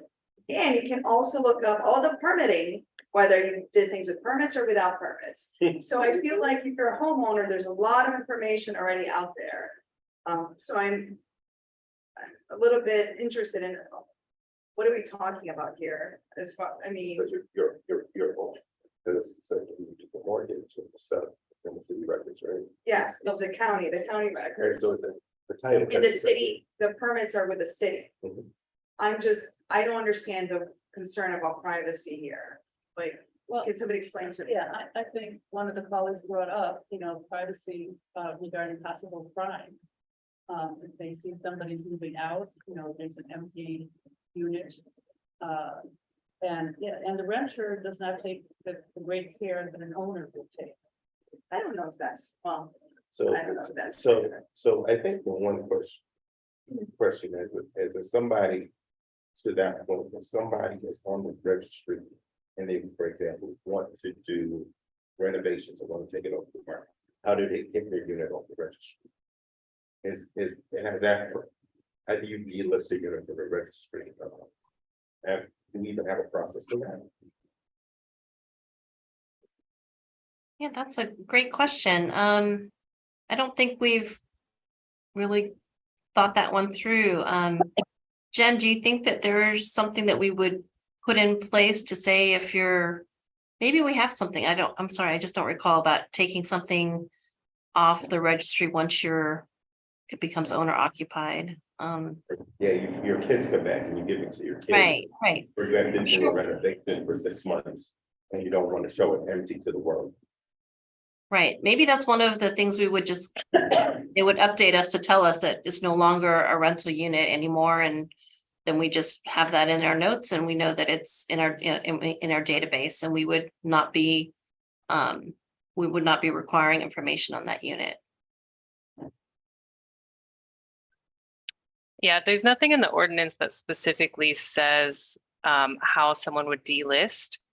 I would note that the city does have record retention requirements related to what records it does have. It has a certain period of time it has to hold certain types of records. I haven't really considered what type of records these are and how long they would be held. Yeah, I mean, the other thing is that this isn't a live database that people will be able to look up by address, individualized information.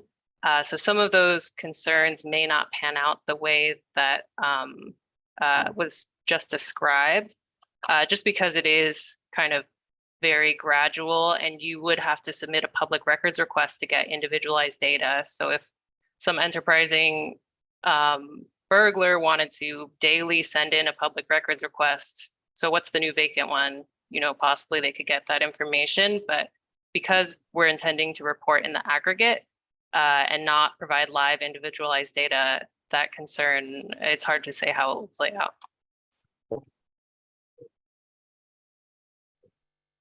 I think the question about renovating the unit is actually a really fair question, because I know that city council has discussed a potential vacancy tax, and one of the benefits of something like this is it gives us an accurate vacancy rate.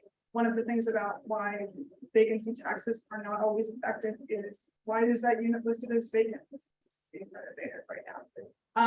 I'm not comfortable with the ADU amendment because another part of tools like this. Or bring up the other screen.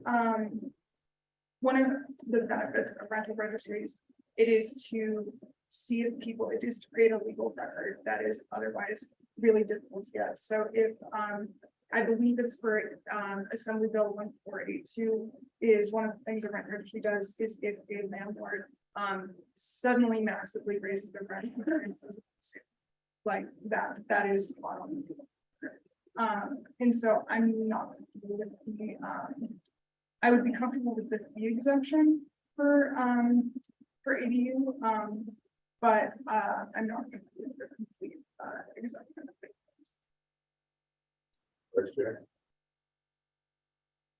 I'm still voting. I mean, we can vote on it. I'm not. So I don't know. So these are all questions. We are not going back and telling them this is what we want to land. Right. Claire and Sheldon and Rebecca, you've seen, before I go for a vote, you've seen the questions and the concerns and have heard from us tonight. Do you think this is something we can revisit with you in the, if we approve it in this way? We could address it in August or September timeframe. I think we can certainly strive to meet that timeline. Some of these things we're not quite sure yet how it will pan out.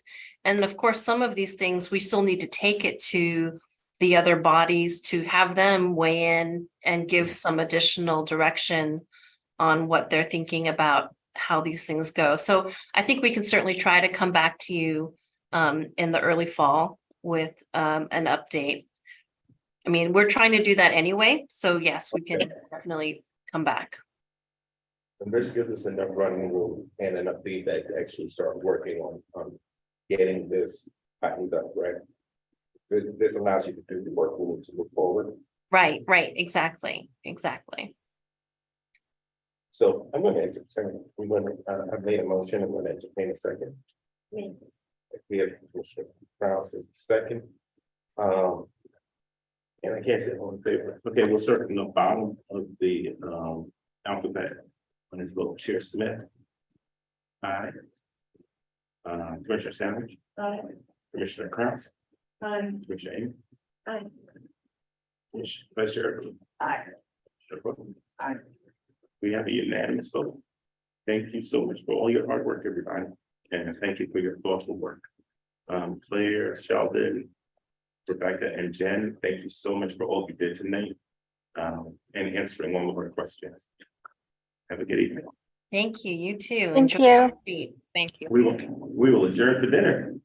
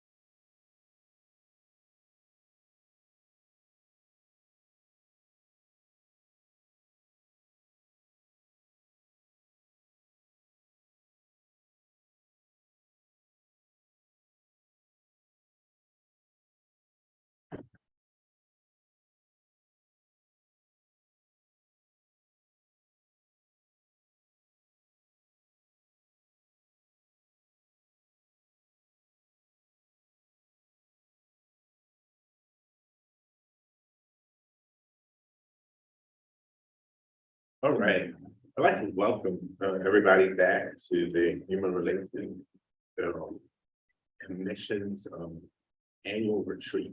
A little late this year, but we're good. Thank you, commissioners, for the phenomenal work that you did on the medical piece. And we are going to, as is our tradition, I think it's always critical before you move ahead to review what you have done. So I'm going to do a review of the past years. Probably start with people. Are we doing public comment for this? No, we're only doing public comment for number 6. Thank you. Okay, Number 7. 6 and 7. Oh, 6 is for number 7. Yeah, 6. Okay, so at this point, I just want to break up what we've done in the past year to a couple of critical pieces so that everybody can understand. The HRC has some core responsibilities, and generally that is around giving recommendation and guidance around the grant process that the city has for HISRAP and the other federal grant process for CDBG. So also with emerging needs. So last year, HRC commissioned subcommittee for emerging needs with a total of 5 grants for $46,000. For a new commissioner, we do that quarterly if there are requests in, and those grants are under $5,000. Reviewed and made funding recommendation of finance committee for 9 grants for totaling about $665,000 as part of the community development block grant funding program fiscal year 2022 and 2024. Recommended to adopt amendments to the community block grant, which is part of the citizen participation plan. Completed site visits with CDB, the human service resource allocation process. We basically visited 16 nonprofits that are part of the HISRAP process for fiscal year 22 and 20. We hosted a listening session with the current HISRAP grantees and past applicants to review the HISRAP application process and procedure. I just want to take a second here and say, I want to say make the because they did a phenomenal job of streamlining processes here. I spent years reading those things, and they were a lot shorter and a lot more concise. So thank you for that great work. Review of the 2022 Human Services Need Assessment Survey results and recommendation from the draft fiscal year 2024-2025 Human Service Research Allocation Process. That's October 2020. Right. So that's the core responsibility. We have to do that stuff either every year or every other. This is the stuff that we focus on our actual work plan, which was decided by the commission. Public safety. We recommended to bring the FBI to community resources to Palo Alto to do community education on hate crimes. In addition, made a recommendation to city council to increase public awareness and marketing on how to report hate crime and hate incidents. Was at a community listening session with the city manager at Chicago on key qualities of the next police chief and community priorities for the Palo Alto Police Department. HRC members participated in the police chief interview panel and reported back to the full commission. Thank you, Mr. Savage and myself were on that. Presentation on hate crimes by the Federal Bureau of Investigation, Civil Rights. Presentation by the Palo Alto Police Chief and vendor on his goals for the police department and update on current issues. Belonging. Join the Public Art Commission in the selection process for the King Artistry Resident and King process to grow culture, identity, belonging, mental health, and resilience in Palo Alto, with special focus on the amplifying the voices of Latinas and BIPOC community members and mental health service providers, March 2022. Approval of the HRC support of the monthly faith peace picnic and prayer service on September 11, 2022 on King Class. Drafted a draft framework on the process for city recognition of events, individuals and celebrations to develop recommendations to city council in response to the referral from city council on recognizing key dates to advance race and equity. Formation of an ad hoc committee for the council referral. To research the lived experience of Asian American, Native Hawaiian, and Pacific Islander and circulation of AA and MPI lived experience survey. Recommendations pass their response to city council. Referral to the commission on ways to improve implementation of current city record protections. Climate change, presentation of draft framework for climate impact of global community in Palo Alto by the Palo Alto Student Climate Coalition. Formation of an ad hoc subcommittee to work with the Palo Alto Student Climate Coalition to aid in the research phase of the framework, January 2023.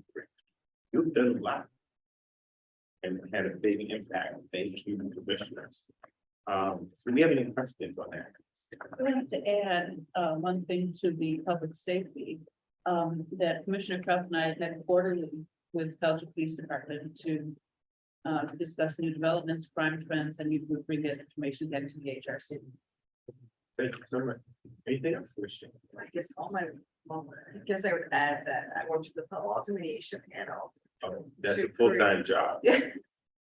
I was their liaison and part of my job was to meet with them and come up with all the recruiting strategy for recruiting new panelists. And I was also in the interview process last year. And so that will be something that comes up next year again. They actually got a hold of me. I'm looking for that right now. They do that every year. Every other year. So this was last spring. So we get to do that again next week. Actually, no, because they said they wanted to give us an update. And then instead of going ahead with a full-blown recruitment cycle, we decided to recruit and train 2 candidates from last year who couldn't join us because they had a conflict in training. All right. Great. So, Great. That's all for the questions. Now, the funding buckets, when are they, what years are they? So we won't be doing any funding work this year. Nothing. Except for emergency. Except for emergency. Oh, Yeah. except- Go ahead, Vice Chair. CDBD as well. I will talk to that when we come up with. Well, we haven't- Well, we haven't- liaison. CDBD happened in fall 2022. What they do is they come back on an annual basis and they report like how much income they got, and it's just more of a It's an- formalized, It's an adjustment. it's an adjustment, but they do want the subcommittee to meet and they do come to us, but it's a lot It's a less. lot. long. Okay. Okay. So for everybody that's new to this process, we have 2 big pieces of funding that we do biannual. First is the city-based funding, which is ISRAP, which is somewhere in the $600,000 to $700,000 range, depending on the year. Hopefully, they make it 1% of the city budget, and they may only make it $1 million thing. And what we do is we fulfill a wide range of needs. This is like, I don't want to say it's a catch-all, but it is definitely like a way that you can fund women's shelter and you can fund mental health programs all under the city banner. We generally will do a meeting where we decide what needs. And we give a big description of needs, and then staff will go out and they will say, hey, we fulfill these needs, we have an application process. We send it out in the end of December, beginning of January. We get like a 15-page application. If you're on that committee, you're going to get some kind of binder, a couple hundred pages to read. And then we go through 10 to 20 hours of reading, reviewing, and we decide. It's not as strict. I wish it was straightforward that, but what we found is over the past few years, there's been a lot of in middle of the process work. So one year we got extra $50,000. Another year they gave us a whole brand new mid-cycle refresh because of COVID. This year there's something about adding on to the number that onto the initial number. So there'll be another 50 to 200,000 dollars of funding on top of 650 that we bought. And so it's always moving, but that's how we get to really work locally with charities in a funding perspective. The interesting part about that is that every year, we each have an opportunity to give anywhere from 2 to 4 of the grant receivers. This year, how many people receive grants? 24. So we'll split that among 7 of us. So that's minimum of 3 to 4 that we'll go see. And you get to, I encourage you to do these visits. They are amazing because you get to hear about the good work. We are not their boss. We are just there to hear about the good work, do a check-in. The actual evaluation work is done by staff, but it's a great check-in place. CDBG, I will leave that for next year, Emily, because she knows it better than I do. I've never done it. Yeah, I've done I've done HISRAP, CDBG, and emerging. I've only done merger. I've avoided CDBG. Well, CDBG, the funding comes from HUD, so that's the biggest hurdle. So the funds have to be either services, economic development, fair housing, or CDBG program administration and building projects. So it's federal funding and it's divided out depending on, you know, which of those categories it goes to, what percentage of the money can go into all of them. So the funding amounts are reassessed annually, depends on, and they depend on HUD's funding allocation given to the city. And the next time, according to my cheat sheet, it's fall of 2024 that we're doing. Right, but there's something that happens in the off year. So it's a simpler process. It's just like a short meeting with staff and they always like it to be the same reviewers. I think that'll be hard. So it would be you and someone new. So what I think our plan is to, for the next, going to agenda topic number 5. So maybe I should wait. Or go ahead. Go ahead. We're on 5 already. We'll have to divide up those responsibilities and it would probably be useful, talking to Minka, to have one person who's done one of those and then a new person. That way, then the new person can be the old person the next time. And I think, I don't know, so you've done his rap? Not doing it. Okay. I can go anywhere. I've done them all. And Daryl, do you want to talk a little bit about immersion? Yeah, it's just a very gratifying experience. It's when these were not thought about, you know, it came across as part of COVID, all these unexpected expenses because of COVID. And, you know, agencies are free to apply for grants and they're, you know, they're very necessary. And the maximum is what? 10,000. 10,000. And The average is about Really? most people, there's a couple agencies that have gotten grants when they're re-eligible, they go around the 5,000, most folks ask for the 10,000. That doesn't mean they get the 10,000. yeah, and it's a very, you know, I mean, it's, you know, 10,000 is a lot of money, but in terms of grant, you know, it's on the small side, I suppose, but we really deliberate, you know, we really consider every single nonprofit, and the goal is, you know, we really try very hard to accommodate everyone. And that cycles forward. Yeah. So you might have 2 quarters where you don't hear anything on emergency, that 1 quarter where you have 3 or 4. And emerging needs is the shortest time commitment. It's the, you know, it's less applications, it's less money. The biggest one is his RAP. Most applications, the most money, and then CDBG, and then emerging needs. And we'll have to staff 2 commissioners. It doesn't change, You yeah. can do 3 now. You can do 3. You can do 3 because we can do that now. Up to 7. So historically, HISRAP and CDBG has always been 3 commissioners, not we are at 7, so up to 3, but you all can decide. And generally, I ask that no commissioner does want a one funding thing per cycle. Because if you end up doing 2 or 3 funding things, then the other work of the commission can't get done. So I think, just, picking one funding thing and that's it. Let's do that one thing. So like even this year, there is no ISRAP.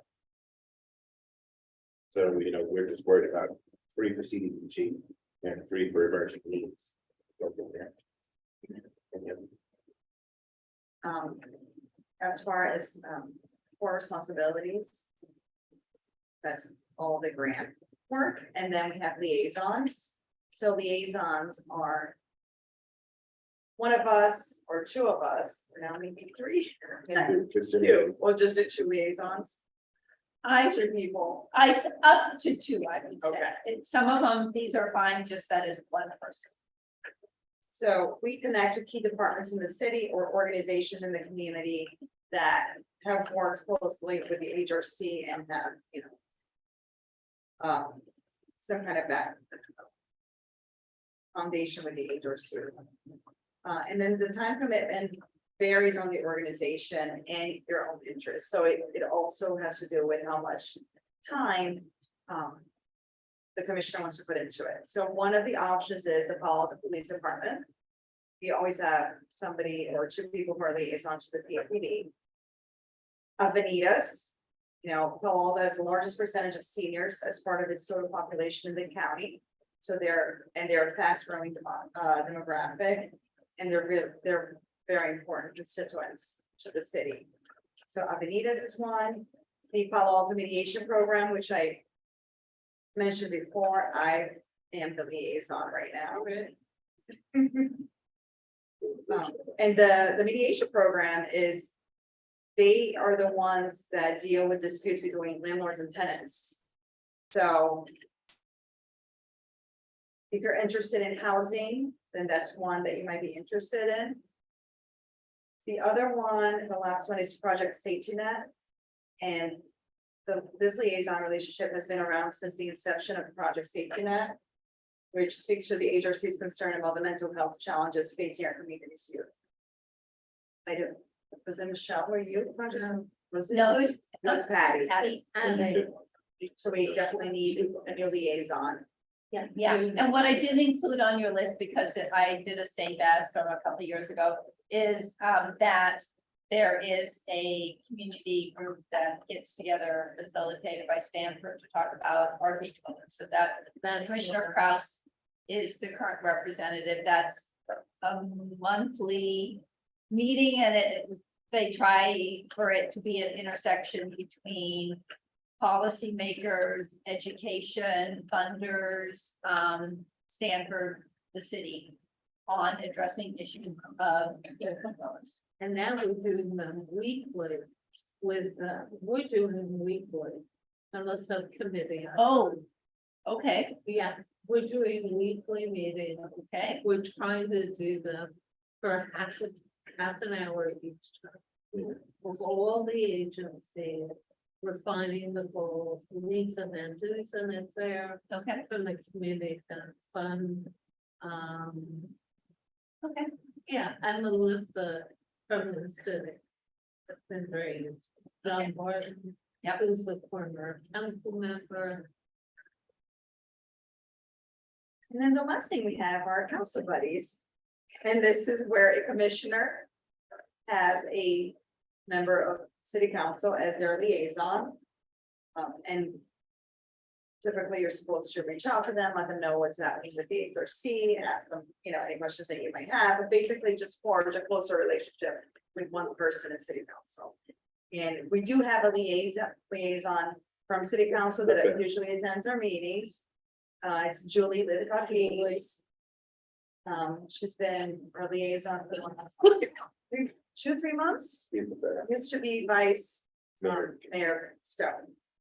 So I think what we're gonna do is email Minka with your preferred assignments, and then we'll discuss it and make the assignments at the next meeting. Yeah, and if you want to put like my #1 choice would be X and my second choice would be Y. So we have this sheet. Just make it, so, because I know we just went over a lot of information. Just fill it in and send those things from Minka. I think the one that set up is, we do have to get from there. Here's good. Okay. Thank you. You also with the budgets, I mean, this is something that's like once a year, twice a year. This is not getting a hold of this council member on a regular basis. Yeah, This is once a year and twice a year if you're lucky. Yes, Yeah, yes, it's not. spoken from experience, Commissioner Savage. That, you should text them every week. Yeah, they like, Hey. see how they like that. No, it's, I would encourage you to reach out to them. Have a specific reason to reach out to them. And when we're working on our self-directed piece, I think you'll find it's 2 weeks down, and that's all correct. All right, that is where we are with that piece. I think we need to get to the public. There are no public members attending any longer, sir. Thank you. All right, so we get a screen link sheet.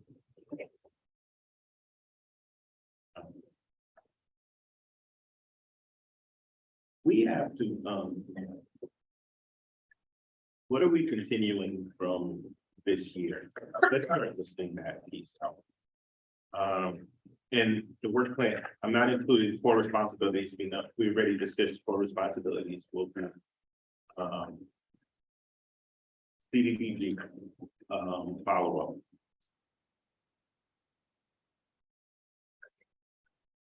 So you're listening it or you're requesting? No, I'm just listing core responsibilities. His rap isn't. Is this not the year that Wait, we don't. No, you do it year 2. This is year 2. Oh, actually, you do it year 1, but you would do it probably In the spring, next fall or next spring. yeah. No, next spring or the fall after that. You do it before the applications go out again, so there's no, We, 2024. yes. so you can do it the spring of 2024, Yeah, would be good. yes, I remember this clearly. Spring of 2024, what else do we have to add there? Are we doing the needs assessment for the professional? Yes, so that could be actually a role for folks that are interested in his rap. So let me start from the beginning. Okay. So historically, when we set the priority of needs, or I call it the allowed funding categories, we call it the priority needs, but it's like seniors, special needs, LGBTQ, unhoused, etc. Those are the priority needs. We try on an annual, when his rep comes up, we send out a written needs assessment to the local agencies to find out what their greatest needs are, what they're hearing from their program participants, what are the gaps, what is keeping people from accessing their services, etc. They respond, we compile that along with a tracking of demographic information over the years, income, ethnicity, etc. And that's presented to the HRC before his rep cycle starts. So you can say, oh, I'm really hearing that there's an increase in need in XYZ. Maybe we should include that category in our priority needs. The last time the HRC did a large scale human service needs assessment was in 2012. And actually a summer intern and a group of 2 members of the HRC did an in-depth needs assessment with like 15 to 20 stakeholder interviews. I mean, they saved the city thousands of dollars by doing a very professional job with a 40-page written report. Council was impressed. and it really helped inform the work of his rep. 13 years ago. Yeah. So this point, I've asked for money in the city budget to hire a consultant to look at the needs in the community, the gaps, unserved areas, and ways in which maybe the HISRAP process could be retooled in anticipation of the next process. So if I get that money, I need to send an RFP out, request for proposals, like August, September, so we can get someone on, so they can do the assessment and the HRC can analyze the results next summer in anticipation of setting up the process for the next cycle. So that looks promising to be able, that we're going to get the funding. There's a lot happening, and everything I'm going to say is the best case scenario. We got a lot of good attention from city council this year with our HISRAP process. We really highlighted some challenges around funding, so they were giving serious consideration for more funding. And we also highlighted the fact that there's going to be more needs in the future. So HISRAP will be, to give examples, we generally get 16 to 17 applications for HISRAP funding. This year we got 26. So HISRAP is a big part of what we do. And that project with the needs assessment is going to be a big thing for us, because our community is very different than it was 16, 17, 18. And I think it's critical for us to get that correct. Any other core responsibilities that we need to fill in there? Any? All right. Emerging needs. Emerging needs. Yeah. The whole thing, everything we did, that's for something, okay. That'll be a continuation work. Okay. The agent committee. All right, so those are the things that we have to. That's what we have to do, if we do nothing else this year, that's what we have to do. Now, let's go to continuation stuff.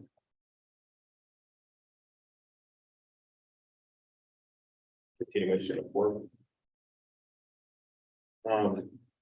We are in the middle of NHEI survey, and we have to generate and build that report.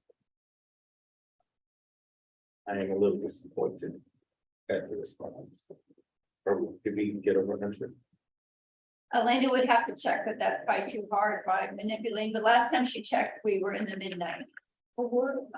How did it affect? I think the work that was done in the last couple of weeks got us from 30 to 90, so thank you. Yeah, the work that was done got us from pitiful to at least we have some. My goal was still 300, but I know that's a big chunk. It doubled, tripled. So, There's still time. so, Yes. but I think, we are going to have to do some reevaluation here. And maybe, after the survey piece, do some one-on-one community interviews to bulk out the report. A big piece of what we did, with the Black and Brown experience were the stories. So maybe having an opportunity, we can, if we don't get all the big data set that we want, maybe that, some anecdotal stuff, even interviewing from the city manager down. What those experiences look like. We are at a standstill with the FBI.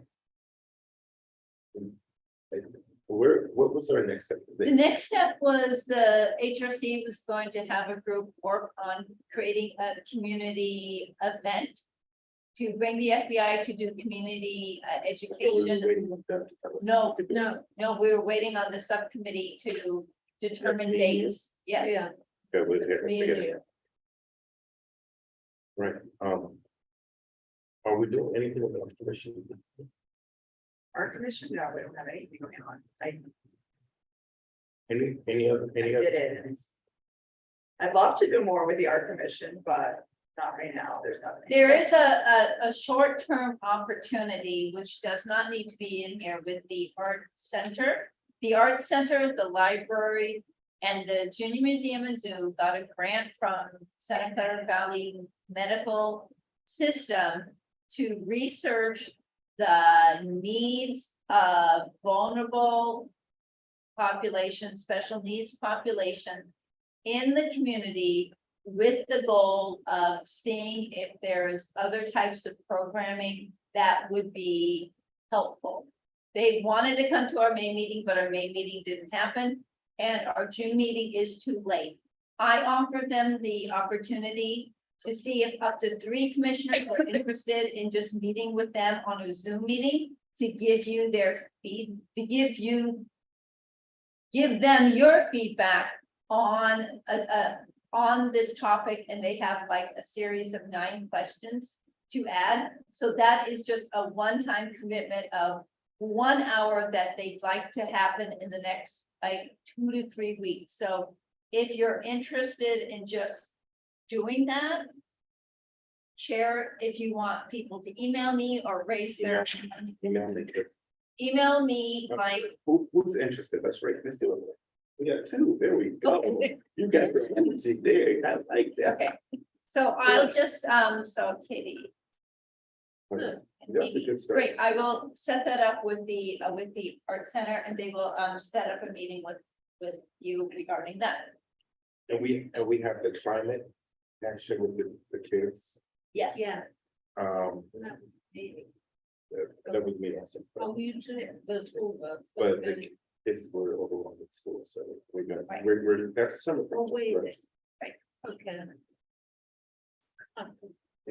Basically for everybody, we had approached Kat Snyder and a group of teenagers, and they wanted to do the impact and the change locally on marginalized population and from things such as interior pollution from ESOs to being marginalized and different things around electrification, those kind of things. So, it's on them at this point. All right, so. Are we involved in that at all? The last time we were involved with Parks and Rec and insignificant. With those problems. We have a couple of new commissioners that are very eager to reach across. Yeah, I mean, again, this will get us to the next piece. Okay, So I have the the renters, recommendations. Yes, On so the those need to existing. go to the city council. My goal is to have it go so in August. can you explain to everybody, that's not what we did today. No, And we might have to send it to the new commissioner so they can get the report that we just did. Make sure everything. We still have to update the report before sending it to city council. Correct. Do we have to you vote? need to create a memo to city council that basically says this, we're responding to your, this is how we did it, this is what we recommend. So you need to create a memo that goes to city council that I can include in a staff report. So, that was, We also have to do a holiday memo yes. that, Oh, yeah. that the chair. So those things don't need to go back to the HRC, they just need to come from the HRC to the council. But I thought we were also waiting on the city. From staff. What happened is we were waiting for a date from the city clerk's office to be able to take that, and the hope was we could take it before the council break. And I was waiting for a date for that, but I think in the transition of the current city clerk resigning, that our issue just did not get scheduled. So at this point, my goal, I'd really love it to go in August, but then that really means the report needs to be written in in June. The report's written, you need to cover them. I know, I wrote the holiday report and needed you to write that. No, I- are we talking about holiday or rent? At this moment, I'm talking about the renter report that I need the memo from the subcommittee. Okay, And that could be a compilation of the memo that they wrote to the HRC. Out in anticipation of the last time it came. And then I incorporate that into a staff report. There is also the holiday. holiday memo. I have written the staff report on that. And I've given it to Coloma to be able to add text to it on the HRC's deliberation. Okay, let's do this. Can we, the three of us agree that we will address these three items by the June meeting? Yes. Right, By the June meeting. Yes, in 2 weeks. I know, I'm sure. We can do the, I've But been- ours does not have to come back to the meeting, to the. No, to no, the- I just want to take it off the list. Oh. We. I cannot do the memo by the June meeting. How about- I hate to try to do the memo, but if you're not available. I mean, I'm available, but I just don't want. the Let June me meetings in June. see when I can get a date. Okay. And then we go back 6 weeks from there when the report needs to be entered into the city's package review system. Because correct me if I'm wrong, we're talking about, it can be done by the end of June, correct? The memo. Yes. So that's what I'm saying. We just cannot, I cannot commit to the next meeting. Okay. I can commit to the end of June. I got a better plan. You wanna hear mine? Yes. We complete all memos by June, so that we can take it, off the agenda by August. Can we agree to that? I can agree to that. Yes, Okay, by the end of June. by end of June, I'm- let's put end of June. But on paper, I would guess that. remember said Janet. All right, all right, so. So it looks like, we have a pretty open docket. His rap's not a big deal next year until the end of 24, middle of 24. Because even if Mickey gets the person, they're not gonna start working till spring, right? No, that's when I would love them to start in the fall. Okay, If that's realistic or not, but it's not us doing that. We're just no. part of the problem. CDBG is not a big thing, emerging needs is not a big thing. And NHBI, we need that sort of call, based on like real work, but we have to really reevaluate that too. FBI and community education, that's picking a date for sometime in the fall. Time and actions waiting. And we just have to do writing on the last two, so I'm happy to say, knowing how this commission works, you know, we have time in August, September, October, November, January, February, March, to do some others. Ask each commissioner to write down your top 3 areas. of focus. This is my encouragement before we start. Make sure that in the 3 areas, the HRC can bring something new, distinct, or additive to a conversation. Because there are a lot of issues that our city has. And there's a lot of excitement around certain things, but I want to make sure that the work we do has a positive impact. So that's my only criteria. It has to deal with the human side of things and humans, you know, and things. So, which commissioner would like to go forward with their?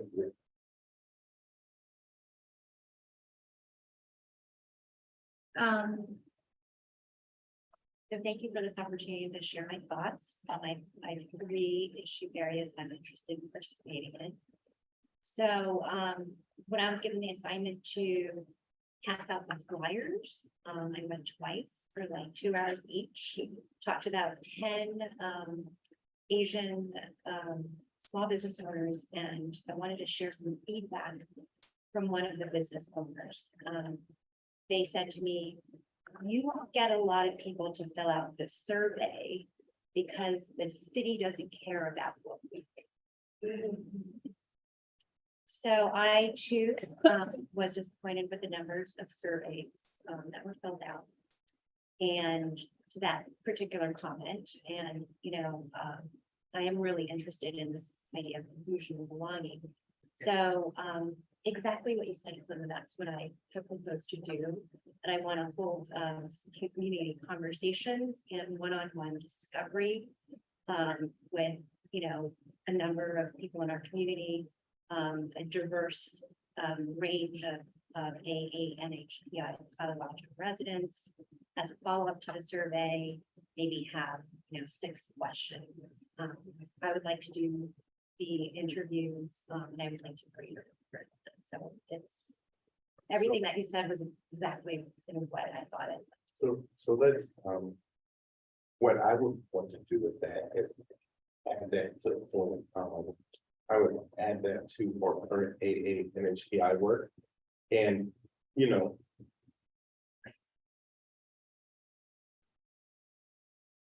we went with the survey, I felt like it worked before in some other cases.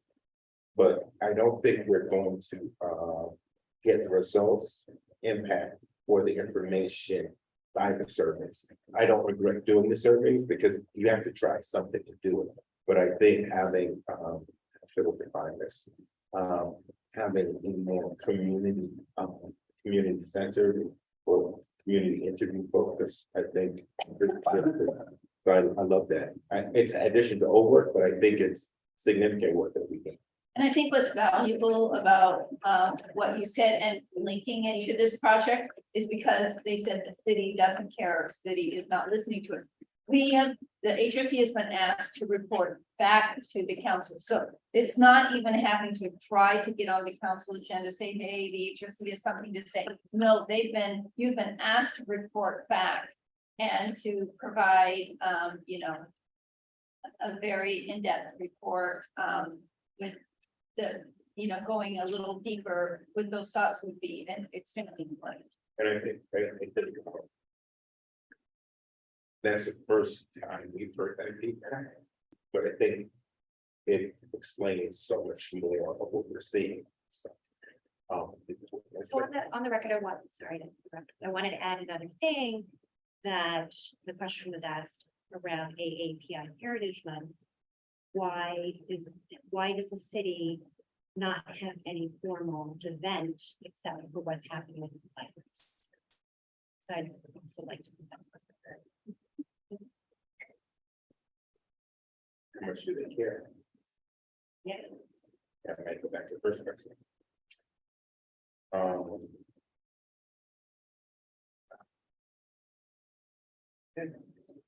So I think those are that was so.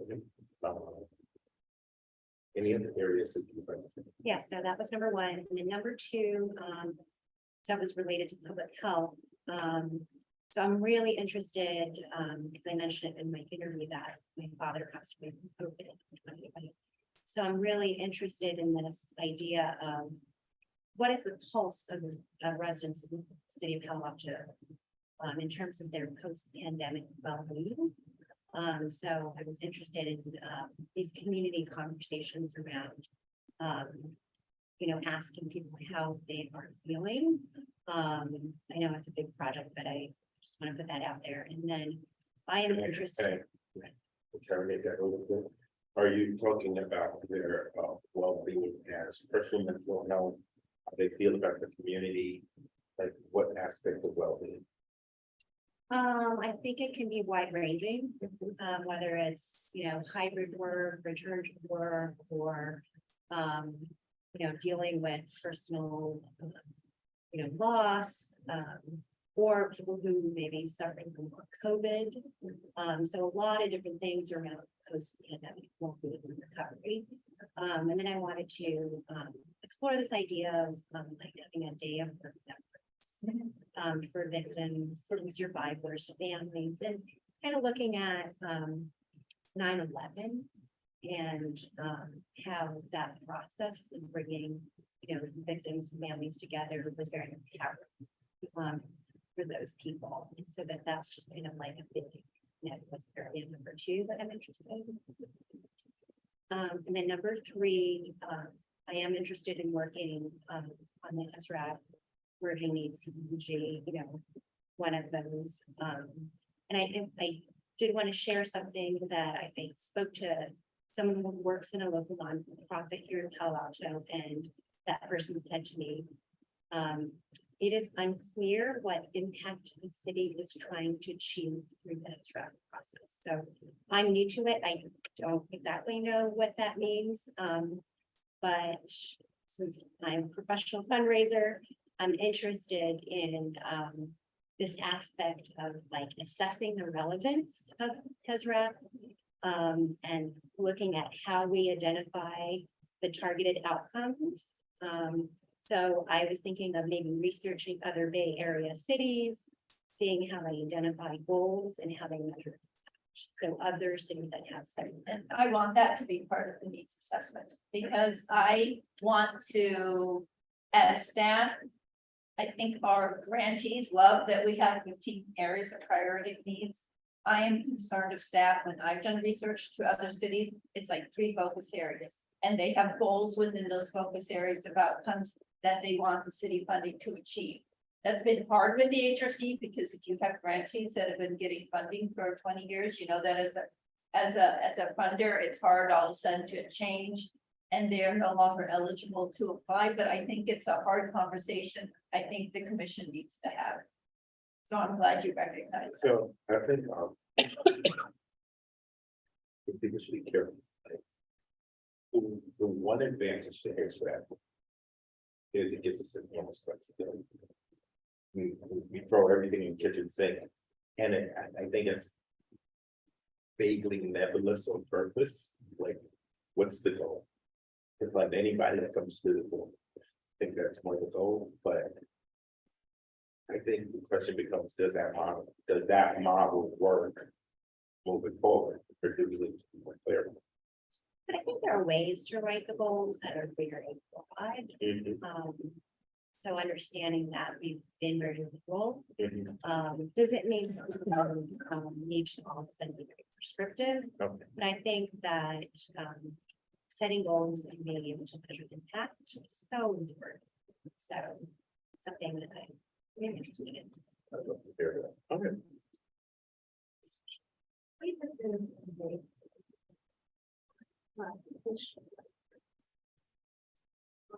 I was spending big money back there. The problem is where. And I'm just giving a messenger, it's not me, but they were very adamant that that was the wrong thing for the city to do. While they have a law in retirement benefits, and the market is dipping very deeply. I'm just carrying the message. It was a bit frightening, because that's someone agreed with us. So, and I think that this happened, and I think this is everybody's perspective, but I'm glad I live in a city that has things shrink, they open their hearts up to people. More, I was kind to your hip on the answer process. I read and Nika knows every one of those binder applications, so we went through our souls to allocate what we did. So it's not coming from me. I'm just giving you some of the public feedback. And we need to address these things and the needs assessment makeup, it's important for remaining on our parade. Because we do such hard work, but we need to balance. And I think we can go into those kind of topics as we get, closer. Yeah. Thank you. Anybody else? I'd like to continue on the emerging needs. And as far as the FBI hate crimes thing, I think I would like to also participate in the planning. I think it's value. Because Pelton Police also has a hate crimes person. So I think. I don't know. I just know that, he was doing it. I don't know if he's still doing it. Okay. So I'd like to participate in that. And as far as the third thing, I don't have a third thing. It's all right. I set up to 3. Are you My ready? turn. Yes.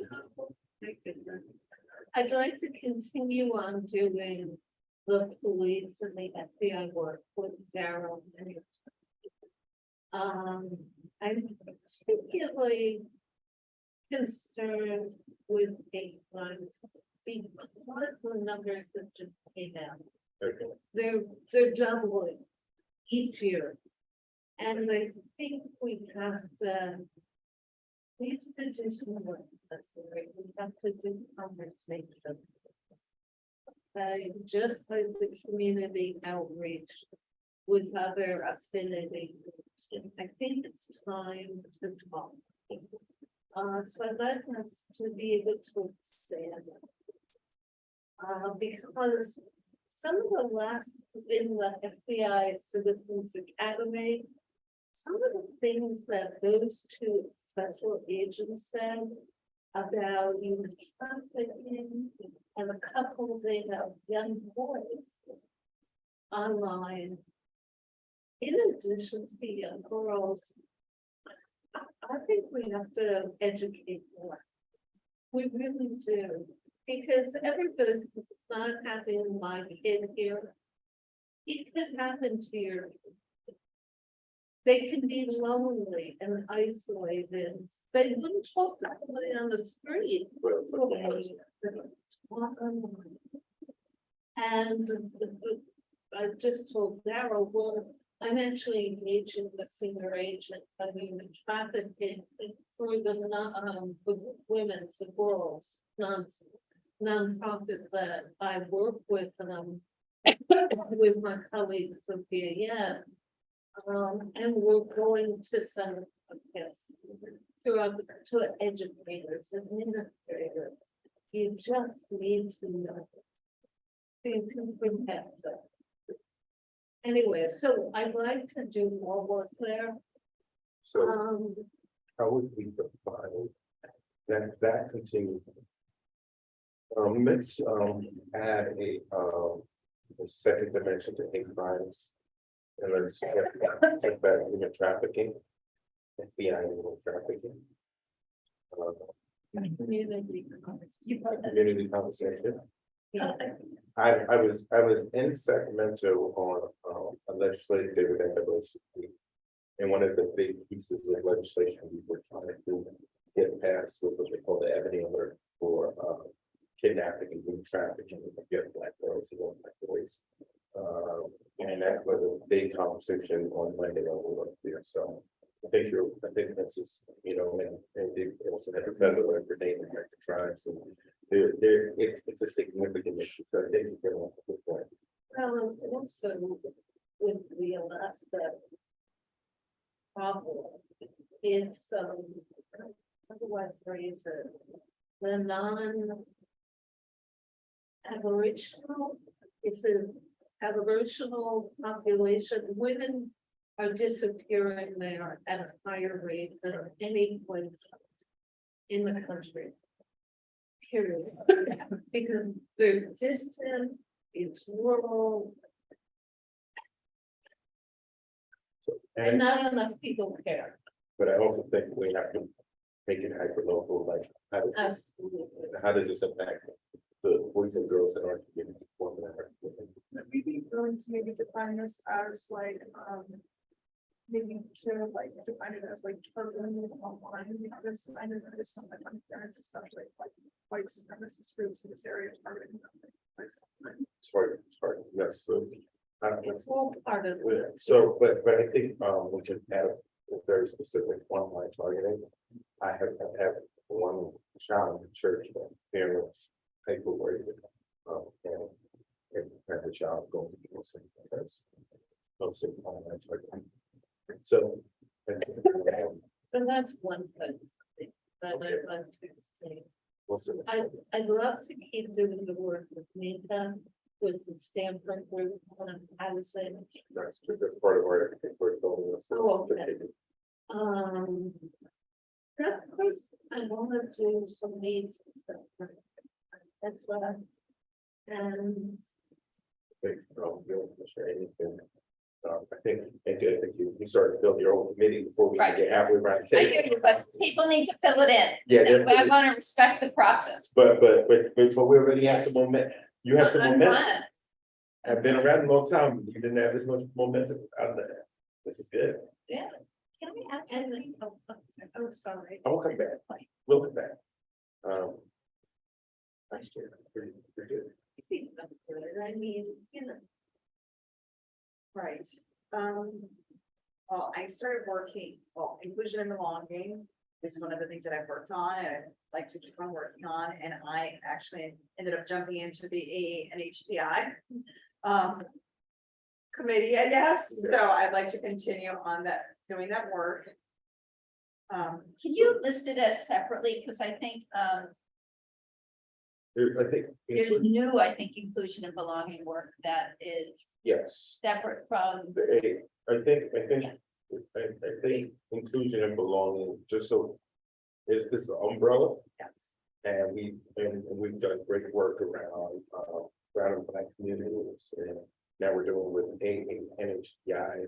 But I think there are some opportunities for something like the community survey you were talking about the post-COVID. I think that would be great work for inclusion and belonging. Yeah. Anything else you want to add to it? Well.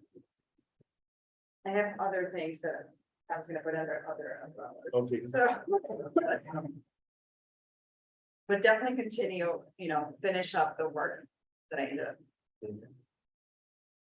helping out on. I didn't start it, but I helped out on. We're appreciative that somebody wants to back it. The climate change, I know that we have continuing work that. The chair and Commissioner Carls are working on with the student population. Couple of things that came to my attention in the last year, I guess, is there was concern about in the community about, the results of the flooding and the heat waves and whether the city had enough shelters for people to go to, or whether there were enough sandbags or people, they needed help for flooding. I'd like to explore, what can we do to protect the more vulnerable population in the community, to the effects of climate change, because it's happening, and I think it should be one of my priorities. I also had a conversation with another resident of Palo Alto where she had real concerns about, and this is done, I don't know, we can do it, I'd just like to put it on the record about getting rid of gas altogether and relying completely on electricity when we now have electrical grid problems and lack of electricity. So she brought up the point that some, again, of our vulnerable populations like seniors, if there's no gas, they can't heat up their house, they can't heat up the water. What do we, and they're just relying on electricity, and then there's no electricity because of the storm. So even the transition of the power grid and how it impacts on local populations. Yes, I think it's something that we need to bring up to the attention of city council, or look into it and see what the real impact is, but. So I think the letter that was the chair. she stated directly across from us, she was the chair of planning. Yes. She was talking about the fact that there are people in our communities that can't pay for the transition and she, so I think there is some work there that she would be interested in doing this. Because we have a lot of older houses and it's not a the power generators, electric transformers. Oh, yeah, they can't. Yes, then the grid cost, there's like a lot of, it's a big expense. That's beautiful. And also apparently we're changing to smart meters. That's another cost that people are gonna have to incur. So I think we need to explore ways in which the city can maybe help out. You know, vulnerable population, seniors or people, you know, of lower income on being able to pay for these things. I have a question. When CDBG funding is used to upgrade people's houses, because I know at one point we were using CDBG funding to fix people's houses that was the vulnerable populations. I can't say for sure, but if it was an organization that was doing it and it was doing specific things like we're building together does, like ramps and things like that. That'd be a clear question in planning department, but I think if that, I mean, you know, we often send out applications. We have a bidders list. We call it a bidders list for HISRAP, you know, and looking at local organizations. When they were looking at doing some of these home repairs, they specifically looked for organizations that did it to be able to send the applications to. So if that's an eligible expense, that might be an interesting conversation to have in anticipation of the RFP for CDBG. And I'm happy to work with CDBG again. I think I'm the only person anyway, so. Well, it's done it before, but yeah. But you're doing his rep. I'm doing his rep, so I can't bifurcate. No. Another different topic. So I feel that there is a divide in the city between north of Oregon and south of Oregon. And with the fire taking away Bill's Cafe, Bill's, and the cleaners, okay? That's become even more dire. There are less places for people to congregate in South Palo Alto, and now we lost the huge one. There are no more cleaners in South Palo Alto. I'm in the North Palo Alto, I've got one being pushed out right now. I mean, the cleaners are just gone. I feel like there's There some, one at Piazzas. You know, that's not good. is that one still there? That is, I think that's there. North Carolina. If that one is there, it's the last one. There's nothing in there. And the one on Cal Ave is gone.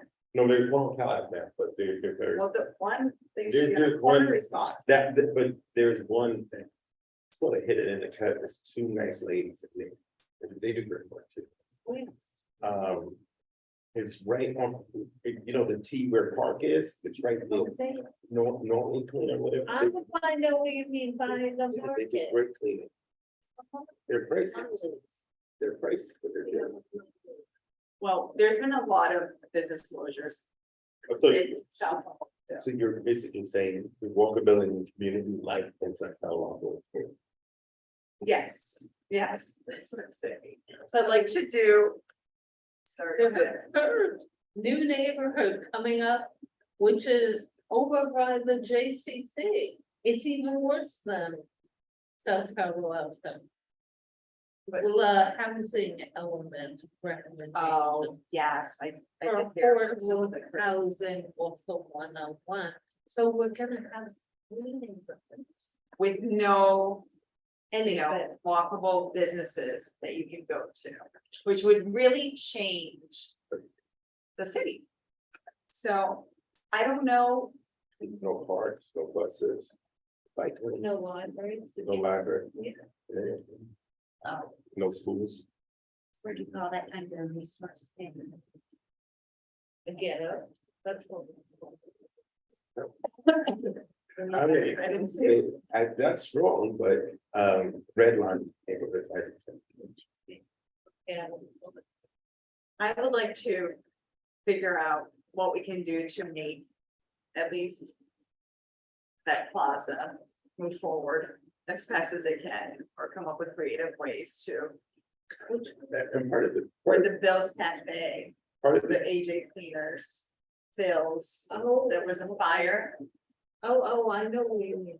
part of the challenge with that strip, and that's a conversation that we can have probably with planning and other people in the area community, is that all of that is R1. Even my church, which is on that street, that's church, it's an R1 zone. You can't put any other kind of store, like Yeah. everything is R1. Sure. So it can be checked. But the question becomes like, the human side of zoning and talking about walkable communities, places, and things like that. So, that is a question of like, what, I live on Cal Avenue now, and it's great to walk out. And if you over on the other side, you can go to the restaurants. and stuff. This side of town you can, so I think, what does it look to make it human scale?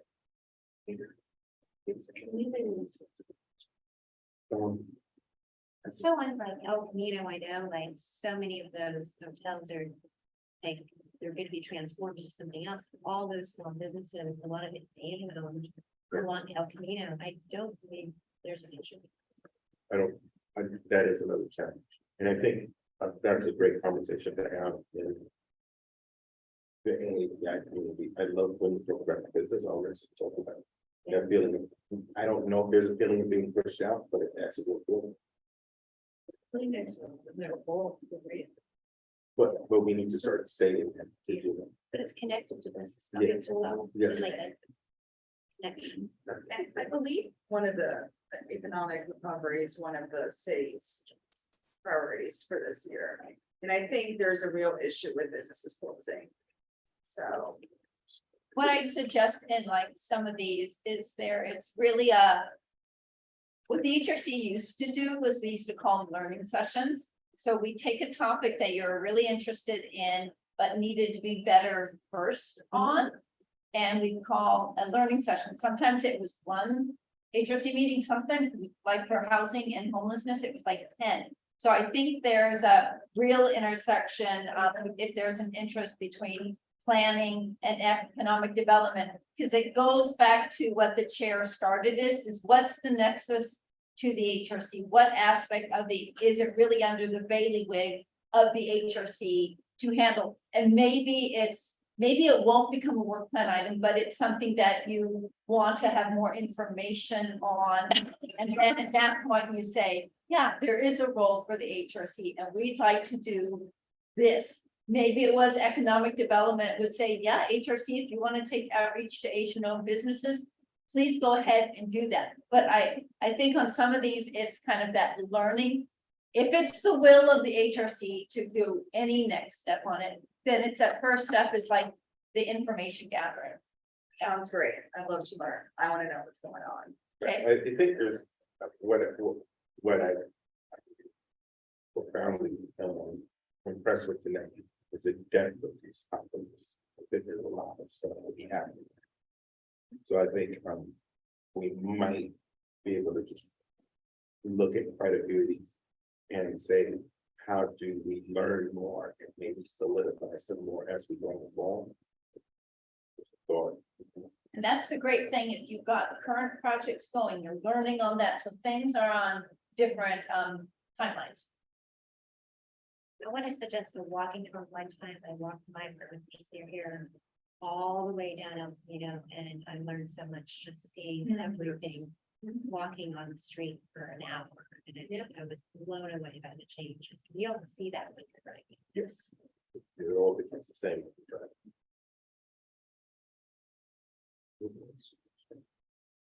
That's it. Well, the thing I was going to suggest is researching our housing element on equity.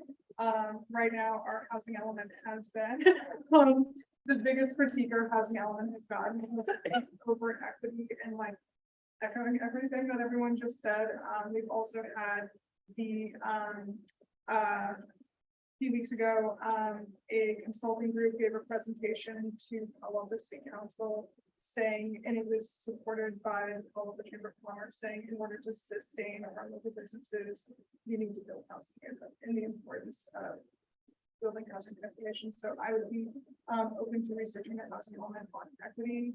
I also just wanted to like support a lot of the comments that were said earlier on. I'm really interested in the what are we doing on climate change.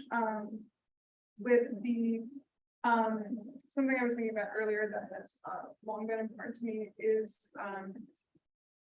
with there's cities like Redwood City where when you go at any point in the year, there is a big community celebration in their main center for Lunar New Year, for Day of the Dead, for Pride Month, and it's something the whole community is involved in. And we're at this point in, you know, we know from the data surveys, like we know the mental health impacts the pandemic has had on youth, and we really need to give our community we have to like, I wanted to support what you were saying earlier about whether it's an event where people can be remembered or it's an event to celebrate, like when we're having like events, it needs to be the whole community needs to be involved. I just wanted to comment on that and giving people those opportunities to connect. One new idea I want to propose is when I went to college in Washington, D.C., they have a program there where local businesses and hotels are trained on if there is like, if there is a hate crime occurring, if somebody is like being racist towards a customer, that business can be trained on how to intervene and how to investigate the situation.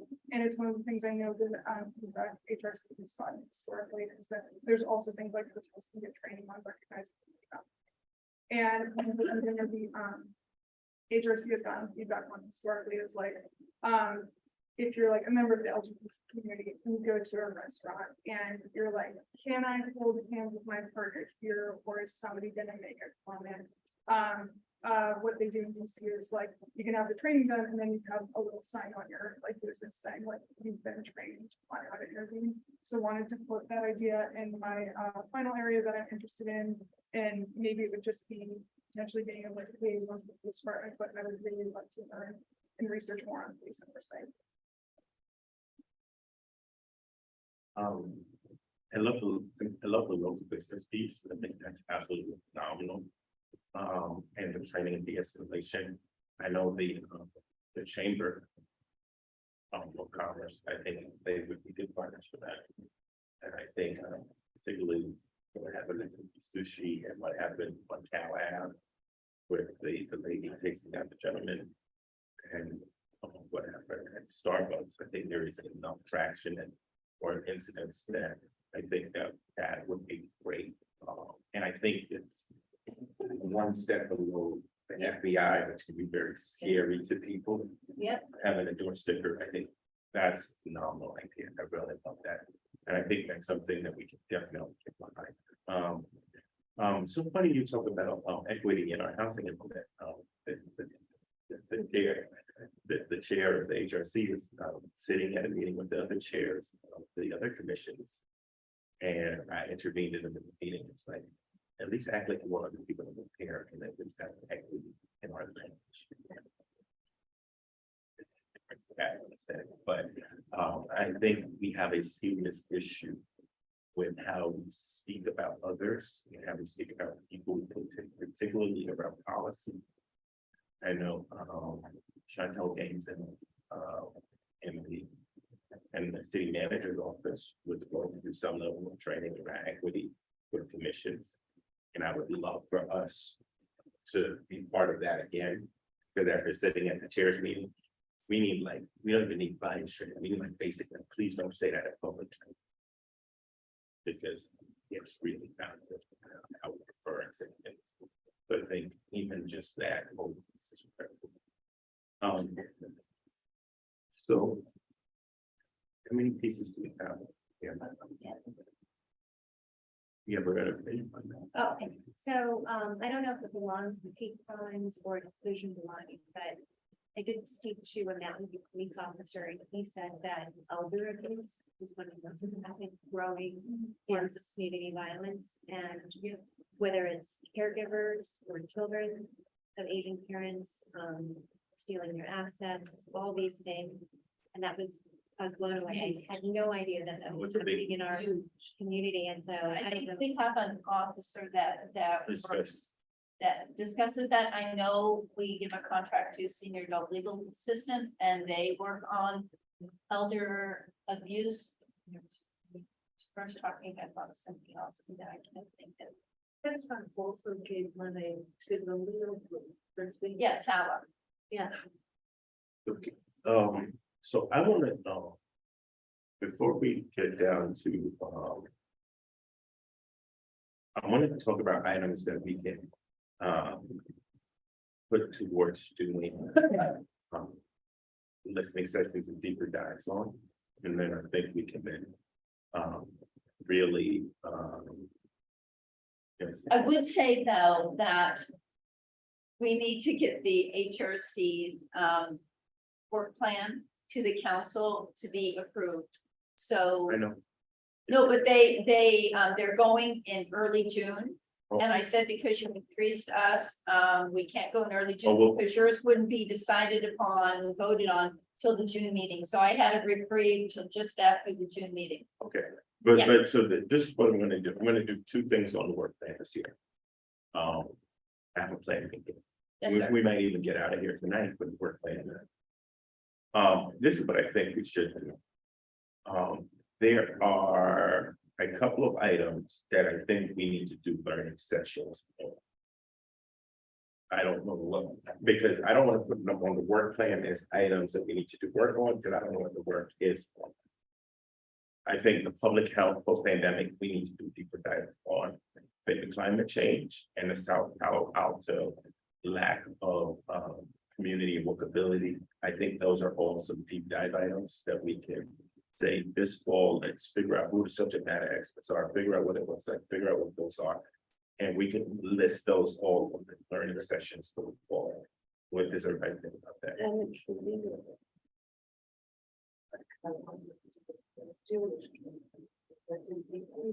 What that'll wrap up on there. Oh, you can put it over there. Yes. You know, when you make the larger, because I'm not seeing it really well. I'm sorry.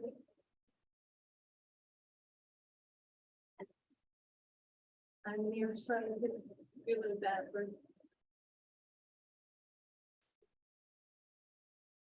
Oh, there we go. Now I know what it's not right. Okay. And let's put.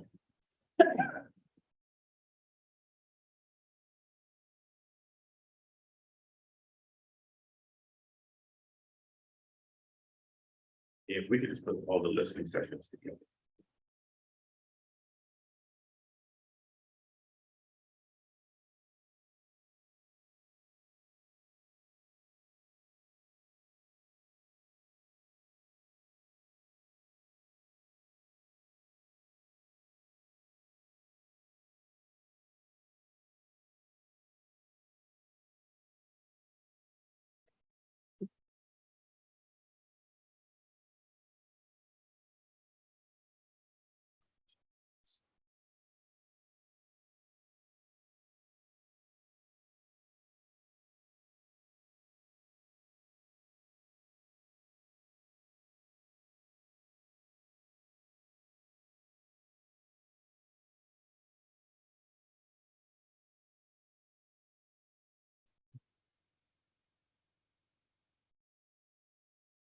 We're already doing things on climate change. But I want to do it different, but that's for just population stuff, this is more policy. I see this two separate things, and maybe I'm wrong, or maybe you guys can correct me on that. You see what the kids are doing, like looking specifically at like populations, like we're looking at policy that. Yes, but I think that there's a place where we can make sure that. Like I said, if there's a heat wave, that there are shelters that people can go to, and that those are being advertised in the community for. Or we go to make like a certain project or we don't think about it. Or which is. So are they, I don't know whether, are they looking at that? They're looking at impact. And then, They don't know if they're very action. We can put it all together and then separate out again.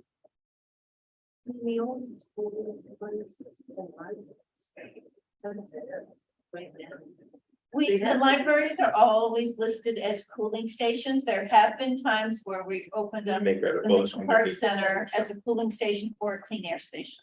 We'll make that a sub. So yeah, we can. Because I think the kids part is one part and we'll do this in the second part. Okay. All right, so that leaves us with we're going to delete climate change. so can one part of the work plan be the restating learning sessions? Is that Yes. gonna be part of the work plan? Yes, Okay, yeah, because basically what the way I'm going to put it in the work plan is basically these topics that have been brought to our attention by publishers this year. And we want to do more research and get more data to determine if we want to go people on it. sounds good. Public. We will just ask, we can move public oversight of police, or just as we sign out petitions. Maybe we there, Commissioner Fossey with Commissioner Savage or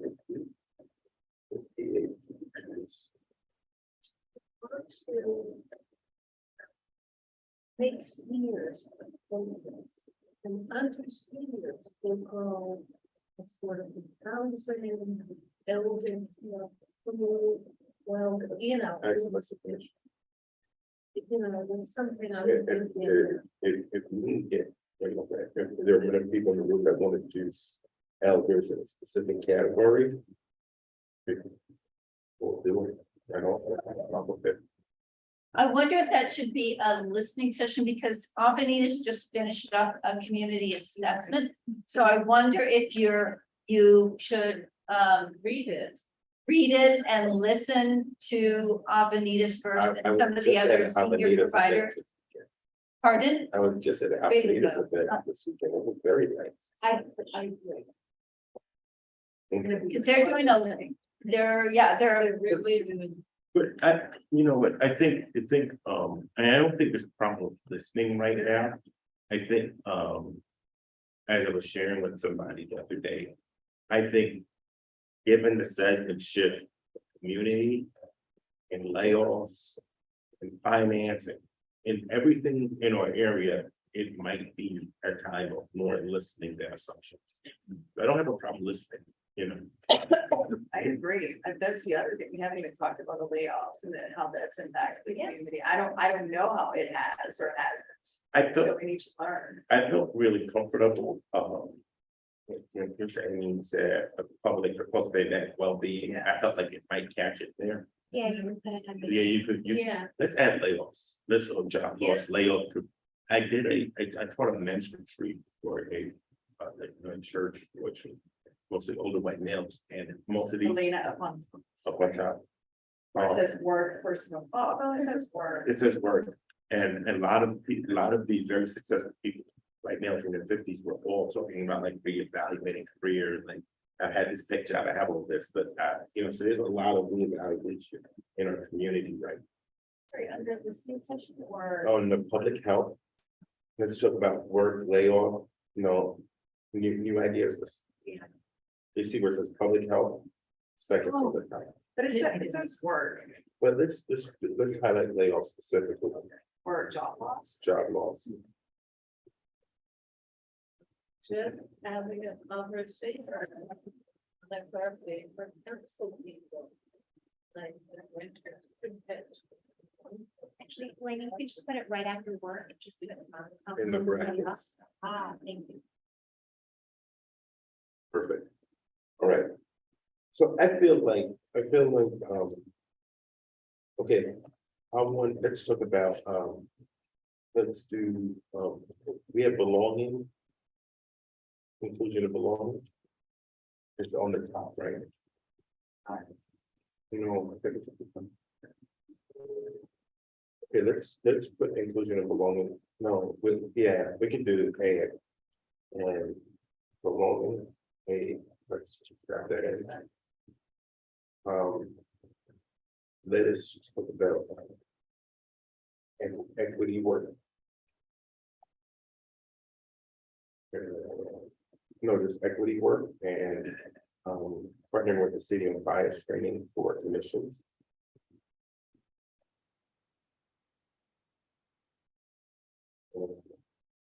Language. And policy language. That will help us, that's sure how they. What I'm saying, somebody's gonna critique it. If we go down, bottom. Right, and remove. Yeah, just. You can remove that. All right, anybody, do we have anything else you want to add to our work plan? And we specifically want to highlight under seniors. I'm not sure if this is something we can close with, but I know that one of Mayor whose priorities is to try to find a new location for La Vida. I think that's one thing I tried. All right.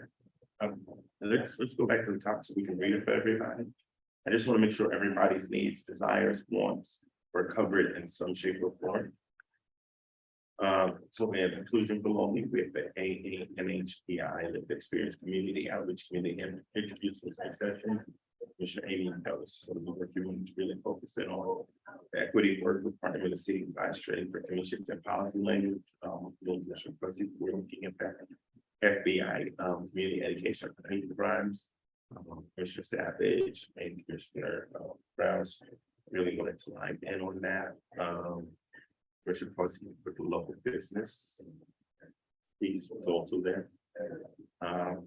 Climate change partnership with the AUSB and Vice Chair wanted to really talk about the impact and the heat, the flood, the heat waves, power outages. That's what you do there.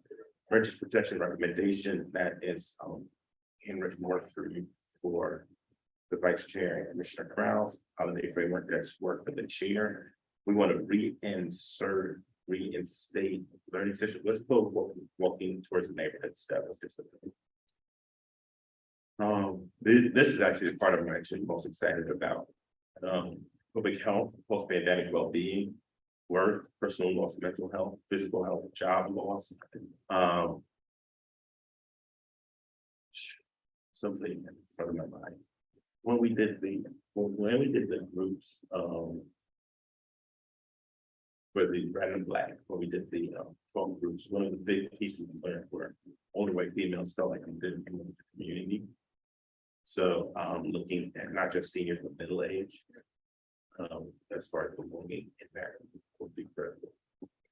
All right, South Palo Alto, community vulnerability, under resource communities. And I would add one more bullet point in light of housing plan, the housing element.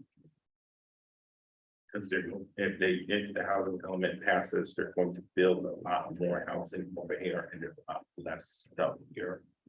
And then we have seniors as a final category. Affordable housing, elder abuse. Is there anything else for seniors that we want to look at?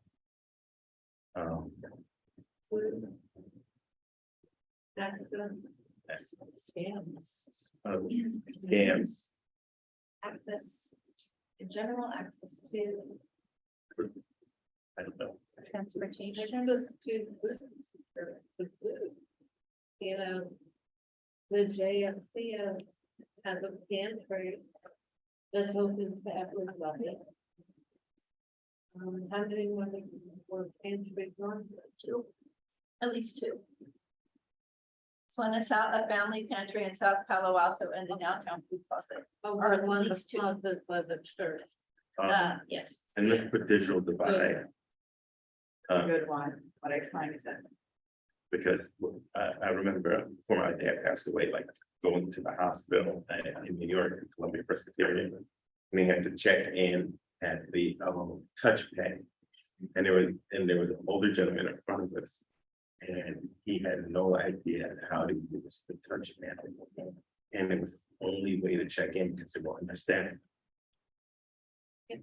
So, and there's a million stories like that. All right. This is, I think we have let's go back to the top one more time. Let's see, we have 1, 2, 3, 4, 3 existing and one area of. You put 5 things under the. And that doesn't matter. That doesn't matter. I didn't commit to anything. I just said we're gonna talk about it.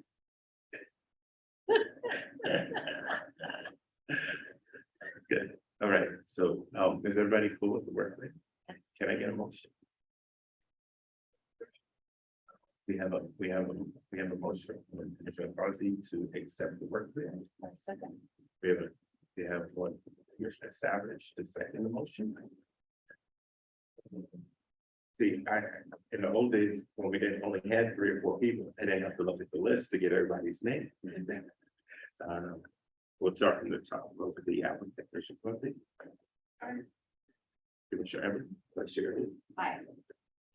Commissioner. Aye. Commissioner. Yeah. Commissioner. Aye. Chair, we have done our work plan before June. Thank you. Everybody have a good night. Oh, no. The minutes. No. We all can vote on the minutes. Yes, I consulted with the city attorney. During the meeting. I move we accept the minutes. I bet in it. All right. Chair Smith, aye. Commissioner Savage. Commissioner Kraft. Aye. Commissioner Amy. Aye. Vice Chair Everly. Aye. We have some minutes. And look at that, it's 8:52. Thank you, everybody. Great work tonight. Minka, I know I'm gonna have to fill out the spreadsheet more, right?